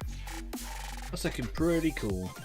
I'm not going to put any. There's a little. I've got this little thing. I want to put a bit of silver on the end of the nose, but it's going to look like a cartoon nose, you know, like a little mousy nose. I don't want that. Oh, some comments going in. I can see Keza saying thanks. For what? I want to find out. Looking forward to painting again, but I've been unwell since the 12th of December. The lack of concentration for it. Ah, I understand. I see. Right. Dude, I hope you're okay. Hopefully the doctors will work out what is wrong with me. I hope they do too, and I hope that you are okay. So look after yourself, just like Stafford should be. Hopefully is. Yeah, don't stop being ill now. Don't be ill. It's bad. Yeah. So, all the silver is done. Very quickly, I want to pop through a little bit of this grey and just neaten up some of the bits and pieces where I've kind of gone over the lines with the silver and where I've worn away. You can see a little black line appearing down there and down there. Yeah, now neaten up a few bits and pieces like that, and then hopefully give it a varnish, give it a wash. That's the plan. Because then next week I'm literally moving on to camouflage. That's going to be tricky, but a whole new thing. It'll be fun though. I hope. Okay, where's the grey? Cold grey, Vallejo. What are you wanting me to play, Stafford? I don't understand. What is this? Played D&D, not sure which edition, blah blah blah. Yeah. What are we talking about here, Staff? I've run Vampire the Masquerade for you. Some others from Easy if you want to. I will let Shiv from Table of Horrors tell you that I'm already playing it. I'll let him explain more because that's his jam. It means I can carry on painting. It's his thing. But I'm actually going to be playing on the 2nd. Yeah. Right, what brush? For now, I will use my number 0. So I will go back to the legs for a minute. Gonna neaten up these areas around here. Gonna neaten up that bit on the back of the knee. Is that all I need to neaten up? There's a little bit down on the foot, isn't there? I remember, I'm sure there is. Yeah, I can see a little bit there.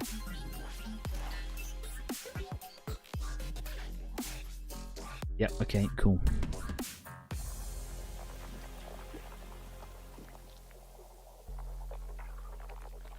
Let's start from the bottom and work our way up. Untidy toe joints down there. Tidy that up.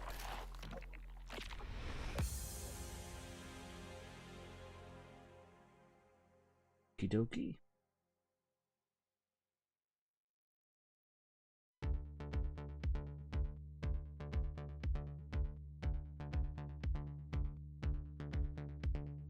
Better?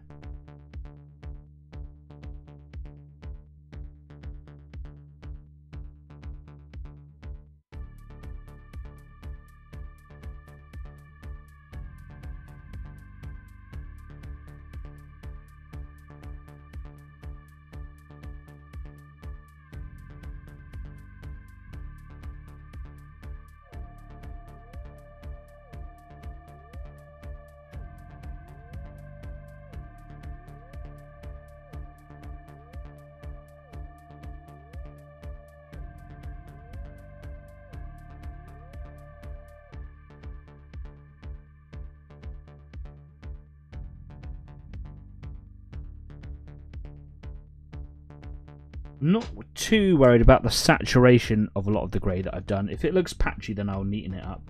But of course, when I put the grey wash over it later on, it's going to be changing, filtering the colour anyway.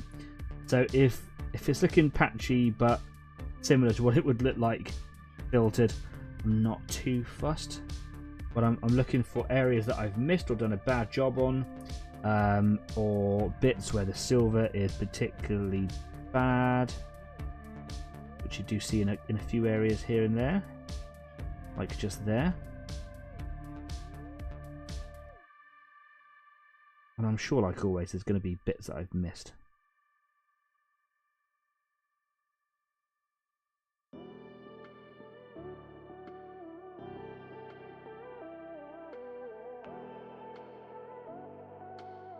There's a huge blob in there on that foot. That's the bit that I was looking for that I couldn't quite remember where it is. It's just on this lower foot here. The inside. The problem with silver is it shows up quite a bit. Got like a little bit of overspin. Some other colours you might be able to get away with it. Hide it in the shadow or something. As soon as the light reflects off of it, it shows it up quite pronounced. I like to be very careful with silver, and I often take my time more than I do with any other colour with silver, just because of that fact. Bear it in mind, silver, a notorious creeper, my dad always told me. A notorious creeper. What does that mean? I'll work with silver, you'll find out.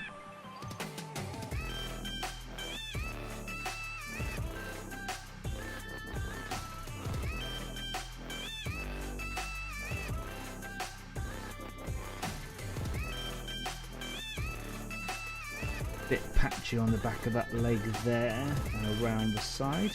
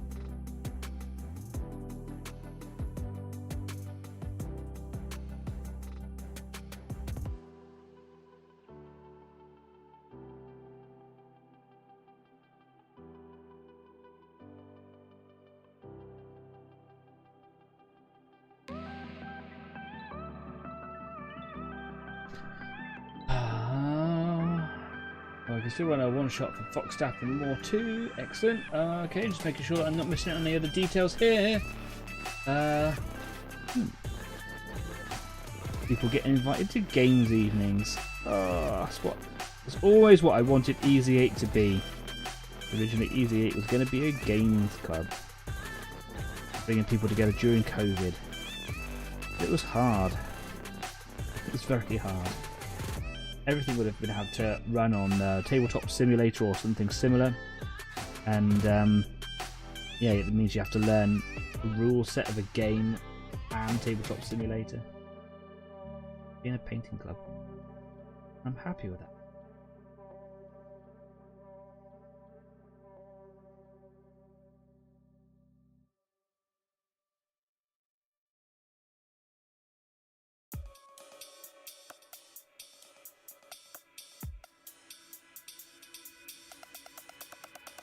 Okay, just get the top of this bit done here. Got some patchy grey at the top.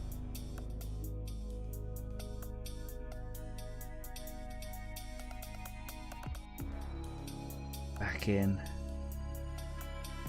Starting to realise actually it might not be where I've been handling it. I think that actually is just like another line, another groove that's sculpted onto the side of it. Paint just hasn't really caught in there very well. Okay, add a bit of water to the grey, make it a bit runny. It should run into that recess a bit more. Correct. That makes me feel a bit happier that it wasn't just a clumsy over handling of the model. There is a little bit of that though, and that's to be expected. If you are handling your model, you are going to be taking bits of the paint off, which is why people use models, model handles and things like that. They are worth it. If you're wondering, contemplating getting one, I have one. It's a bit of an older style now, so it's a bit clunky to use. But I've just discovered that there's 3D printed files, which I'm going to probably reprint myself some, and you like super glue corks to the tops of them and whatever you need, but interchangeable heads with one handle. What more do you need? Great idea, right? Okie dokie. Quick check around the back here. Sure I've not been overly clumsy. I know an area that I do need to sort out, which of course is right under those steps in there, isn't it?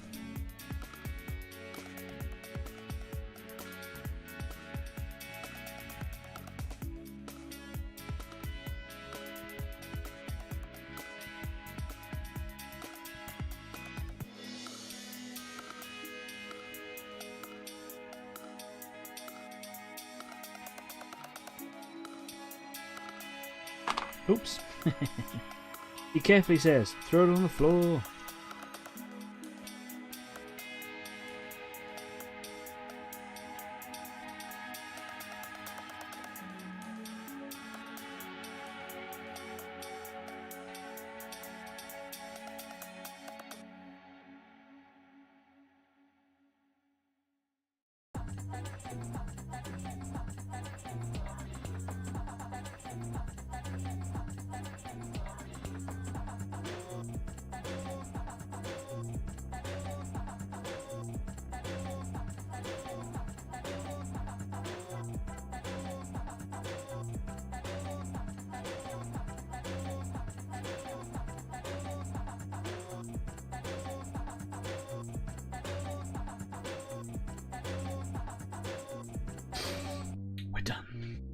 Excellent. Do it in the bath. I don't know what we're talking about here. Been eating Twiglets and now Jigsaws. Look at my fingers, like he's. I don't know where. I don't know what the bathtub reference is here. Are we talking about the painting in the bath? I don't know. It's getting a bit. It's coming to the end of the night now, isn't it? It's getting a bit silly. Wasn't it VTN that we played back in lockdown? It was VTN that we played back in lockdown, and it was the same edition actually. Back in the days that I used to play regularly, I used to play version 2. I wasn't running it, obviously, as a player. I wouldn't be running it. But now that I run games, I play the 20th anniversary, which is often referred to as version 20 or V20, a superior version. Frankly, deal with it. There's a bit that I've just missed on the front there.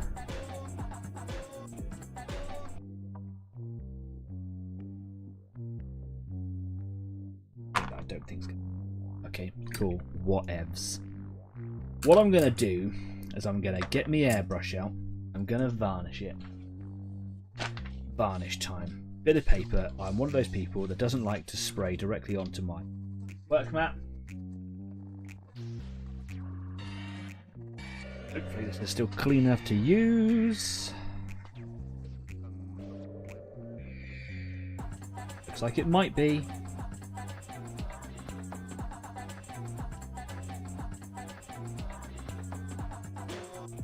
I'm going to use a little bit of satin varnish because it will help me see where it is. I do actually have here some ultra matte polyurethane varnish. I overstated what that was. It's simply ultra matte. It's more matte than normal matte, which I have recently run out of. I bought it, and when I was putting it on this model last week, when I put the primer coat on, which I wanted to protect because it's easy to overhandle that, it was going on super shiny. I'm doing something wrong, and I don't know what it is. And at this point, I just want to have something nice and simple, a slightly thicker layer of this, perhaps. And being satin will actually allow me to see where it's going. I'll be able to see that the areas that are protected because it'll be slightly shiny. My airbrush is making quite a noise down there. Where's my thinner? There it is. I like to put a couple of drops of thinner in with varnish. That might be what made it go shiny in the ultra matte, but it doesn't do it on the regular ones that I've got, even the normal matte. I don't know what's wrong with that, but the reason I like to use thinner is because these particular varnishes, the little 17-ounce droppers, they're just aggressive in the airbrush. They're a nightmare to clean, basically because it comes out so thick. So I just like to add a drop or two, or three, like I've just done there. Makes it a bit more runny. We'll go through it quicker. So you've got to learn to be gentle with it.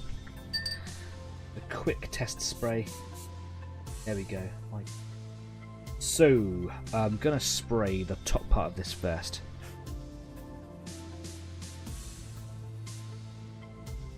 Oopsie.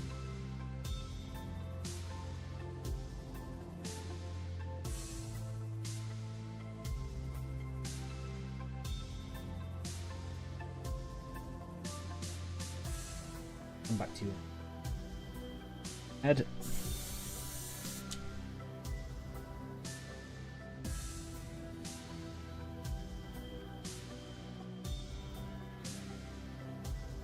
Give that some air. Agitate it, air dry it a little bit. It'll be quite tacky, sticky. Because it's shiny, it's quite hard to tell when it's dried. So yeah, just give it a little bit of air here.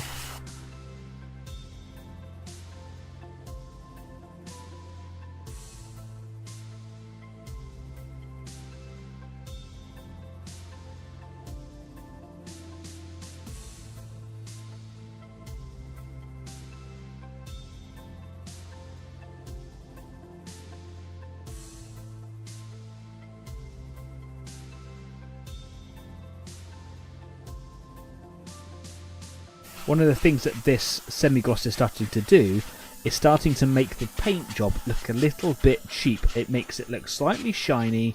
It makes it look like a, you know, a silly toy from Taiwan, whatever. It just cheapens it a little bit, despite how cool the project is looking with all the different panels being picked out in these two different colours. I find that this this varnish does make it look cheaper. I'm gonna make it matte again. I'm gonna be painting over the top. It's not a problem. Trust the process, right? I need to protect it from my big clumsy sausage finger hands. And just from the fact of painting, now I'm gonna be painting over this more. And I could end up reanimating paint. I don't want to do. It's a bit there to agitate that. Underside.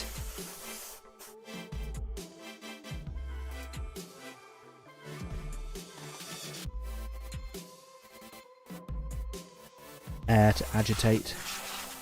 And I think that I'm going to have a little bit of time. We are going to run over, but that's okay because it's the end of the year and it's a special episode or whatever, so I don't mind running over a little bit.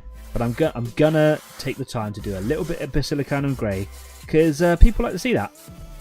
And I think it would be nice to see it all happening. And you know, I've been doing this for a couple of weeks now and it'd be nice to see a bit more than just silver and grey being painted, you know. So that's what we're going to do. So, just a few more minutes. The end of the show. Well, if we waz it, it might not turn out shiny. Oh no, I don't want to waz. I don't think that needs wazzing. It might do, but I'm going to work out what else I can do to stop it from being shiny. Maybe it needs thinning down, excuse me. I don't know. Maybe I applied it too heavy. Maybe I didn't let it dry enough. I don't think it's the waz. There's no pigment in it. It's varnish. Who knows?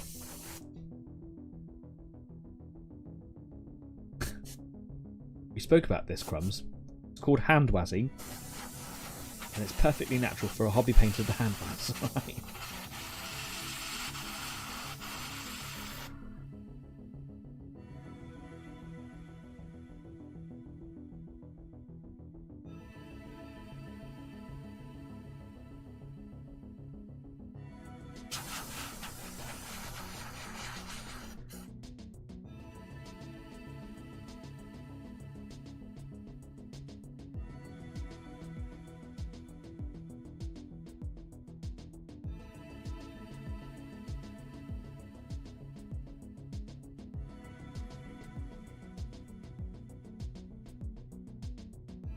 Oh, I've got a little bit left in the hopper there, so I'm just going to use what I've got.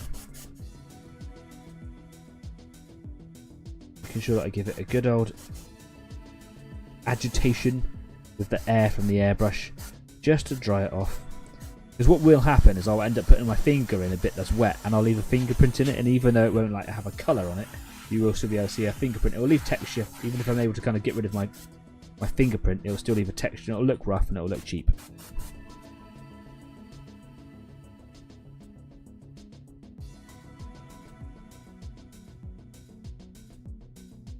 And we're done. Okay, let's just purge the rest of this stuff out there. There's a little bit left in there, you can see it.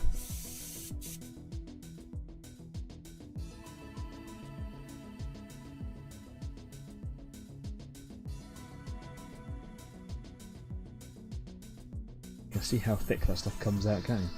That's why I thin it. Okay, cool. Ever so quickly then, bring in the purge tank. Oh, knock the microphone. It's alright, it's not expensive. Where is it? What have I done with it? Ugh, water. Push that through. This will take a second. Now Shiv, if you are struggling with like cleaning airbrushes and whatever, it's this sort of thing that's going to block up the nozzle, especially these varnishes, and it just requires a little bit of effort afterwards. If you're just using colours and paints and things, it's unlikely that they're going to cause you too much effort. But these resin-based varnishes are pretty aggressive. They dry like glue.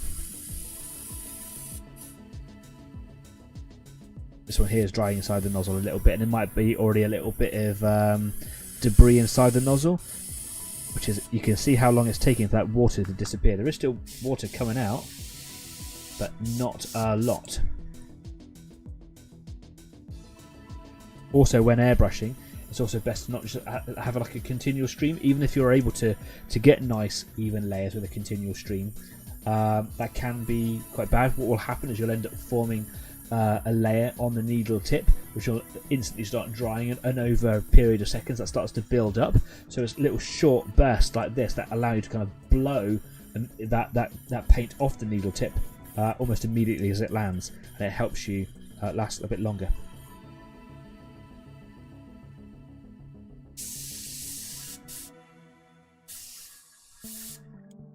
Yeah, really struggling to push that through. That is really drying on the end there.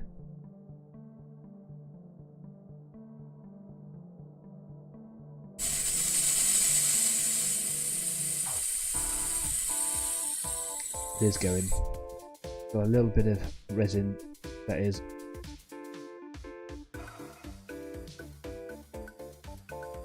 What I've done is I pulled the needle back, put a little cotton bud in front of it, and you can see the bubbles. If I just blow a little bit of air through there, and that is back cleaning. I'm going to get it all over the camera now. That's called back cleaning.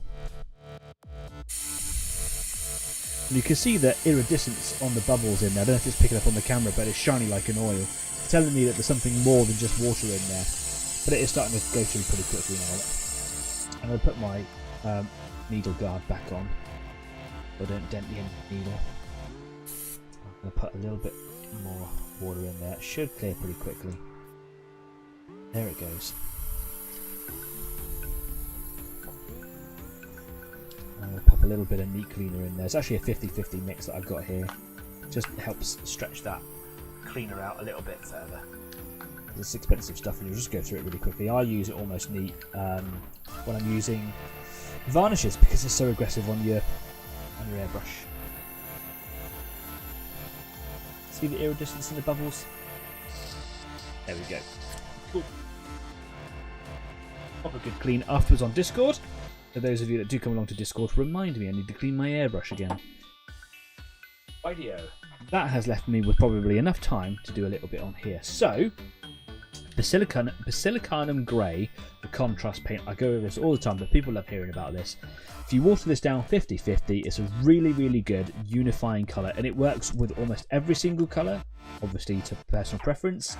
It's really good. It just blends everything together, pulls everything together, filters mildly, outlines perfectly, in my opinion, way better than non-oil.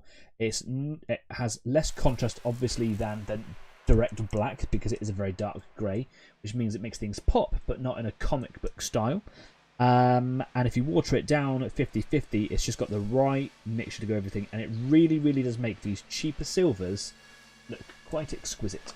So, I'm going to do a layer over the head here, because there's more detail on there. I think it'll look quite characterful. So, I need to mix all of this sediment in here together. Now you can see that I've got a hand wave going on. You can hear a rattler. I popped a couple of little agitator ball bearings in there that Kez gave me, and it really helps mix up these contrast paints. You really need that sediment at the bottom to mix in. That has to be 100%, but yeah, you want to get as much of it as possible. Stir it if need be.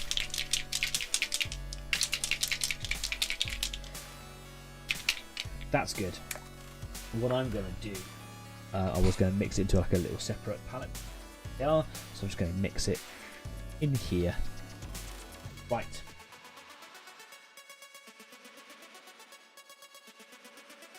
That brush? Yeah. I use these clear handle brushes for mixing paints. The other one in the airbrush, and this one is a little bit bigger than the airbrush hopper, so it's quite nice just to mix things in the palette. But got a pipette, so I can actually measure almost exactly 1, 2, 3 drops. That's brilliant. I can get water from my water pot here, which is pretty clean. Clean my pipette out a little bit, giving it a bit of a rinse out. There we go.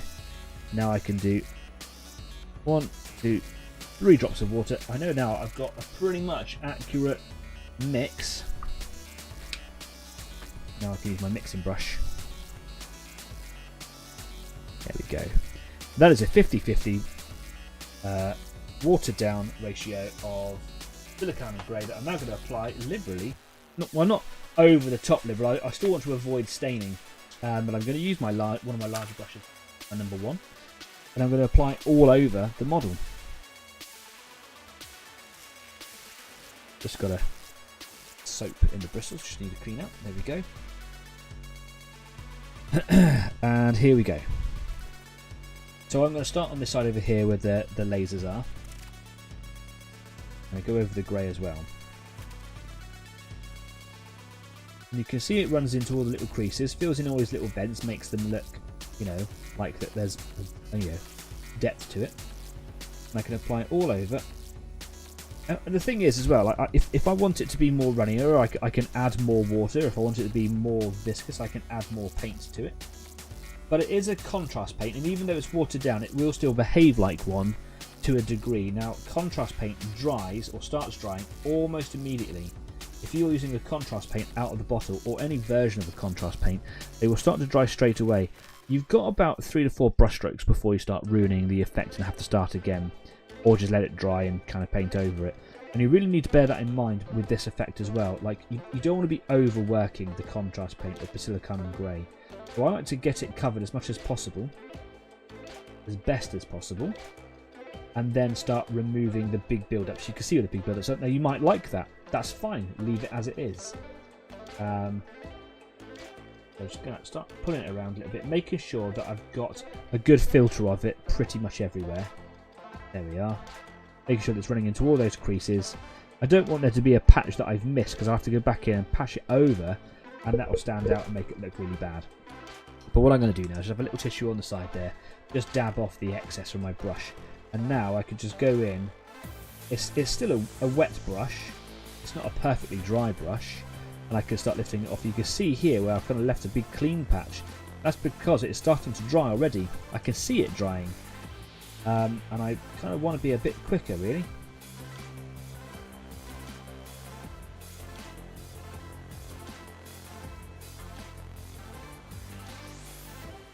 And yes, I can always go back in and neaten things up with more paint if I want to.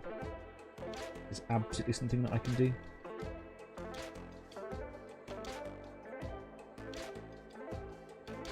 I'm going to be going over with more colours later on. So it might be that I'll be able to hide things behind some camouflage patterns and things. look how dark that grey's gone in comparison. So if you remember back to last week, I was fighting over what grey I wanted to use and I couldn't remember. And I went too dark knowing that I was going to make it even darker. Exactly why. That colour there is what I'm really after.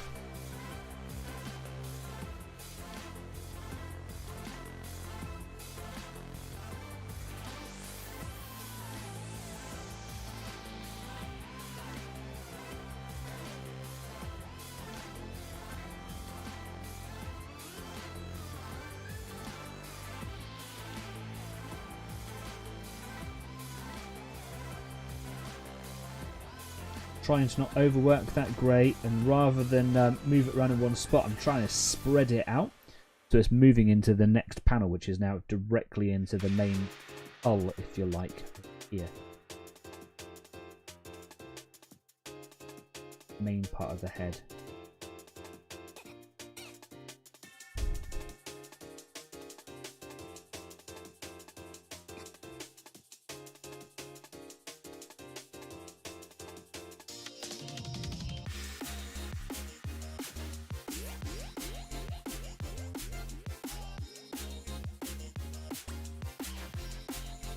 Can be quite easy to get carried away and go too far, and the colour starts to stretch out a little bit at the back here. I've still got loads in the bristles, so I'm not all that worried, but it can become quite patchy and you'll start missing bits.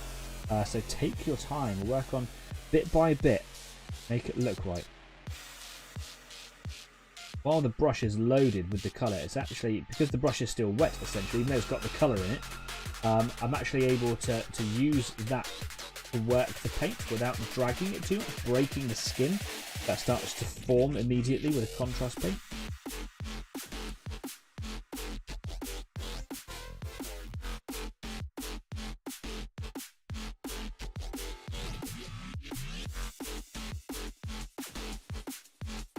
Beautiful filtering happening on the top up here, and as that's the area that you're going to see the most, I think. I'm really quite happy that that's working really smoothly.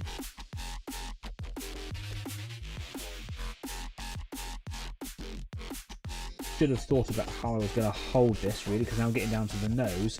I'm going to need to know how to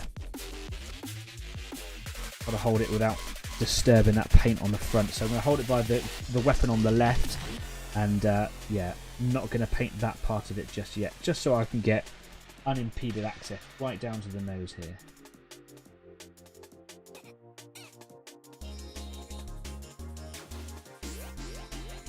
Like I say, this works with every combination of colour that I've seen so far. Kez was doing this with blues, yellows and pinks, and I have to say I hadn't seen it work on any of those colours before.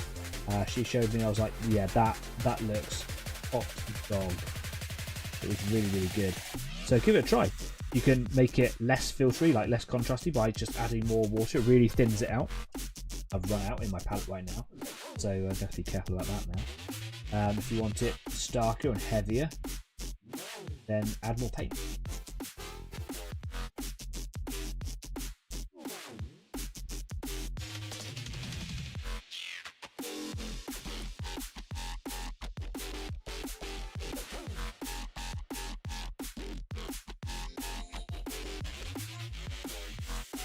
Just clean the size of those panels off there, because it's leaving some marks and I ran out of paint, and I don't want to paint over those marks. I just want to wipe those away. So I've just saturated with water. And because I varnished it a minute ago, it's pretty impervious to damage underneath. I'm still being gentle, but I'm just able to use my fingertip just to kind of work that grey paint away.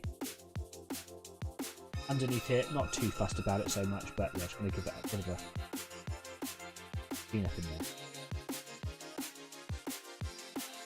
And the back here as well, because I've just run out of a bit of paint. Just agitate what's just dried on that little patchy bit there.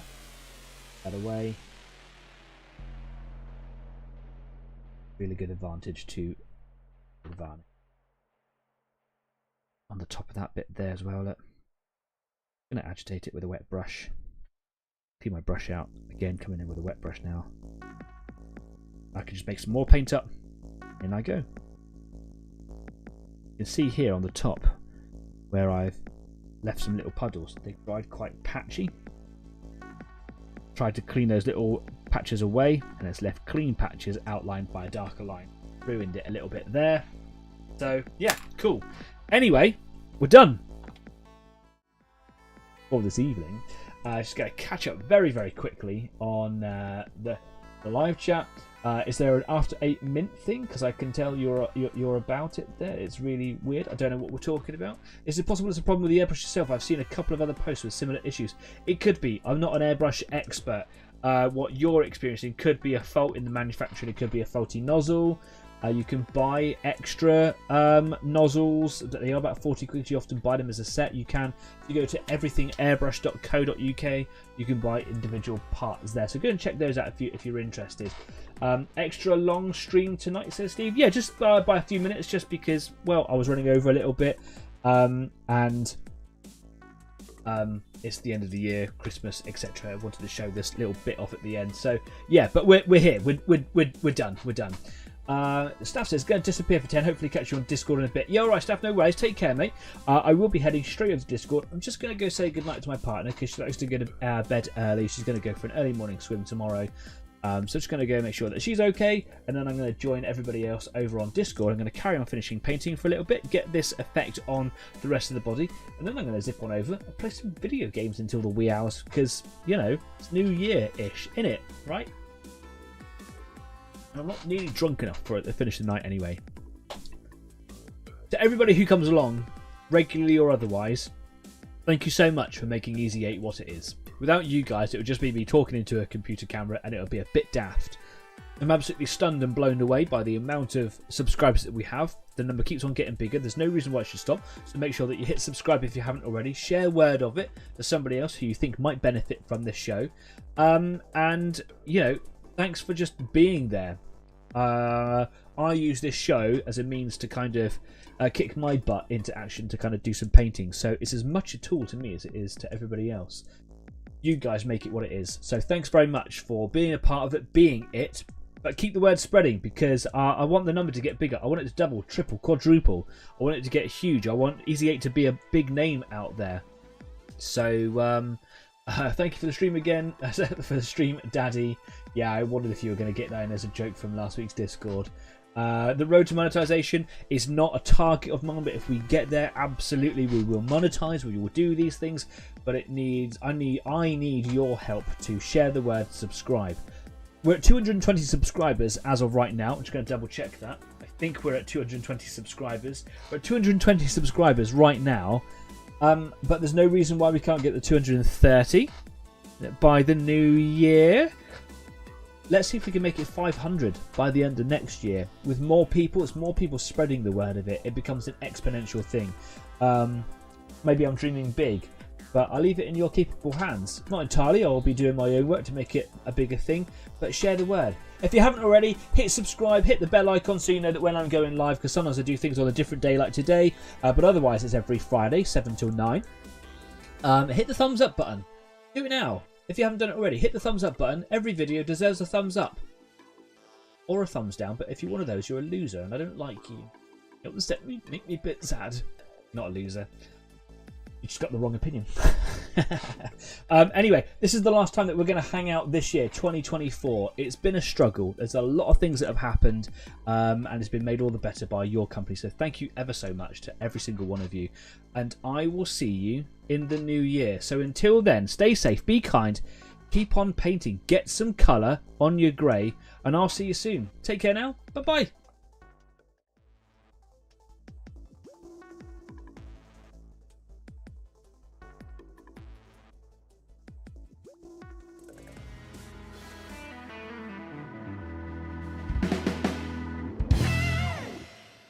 The name's Daddy. No, Danny. Ah, oh, damn, I messed up my own joke. Made it even funnier. Cringe. Love you all. Bye-bye.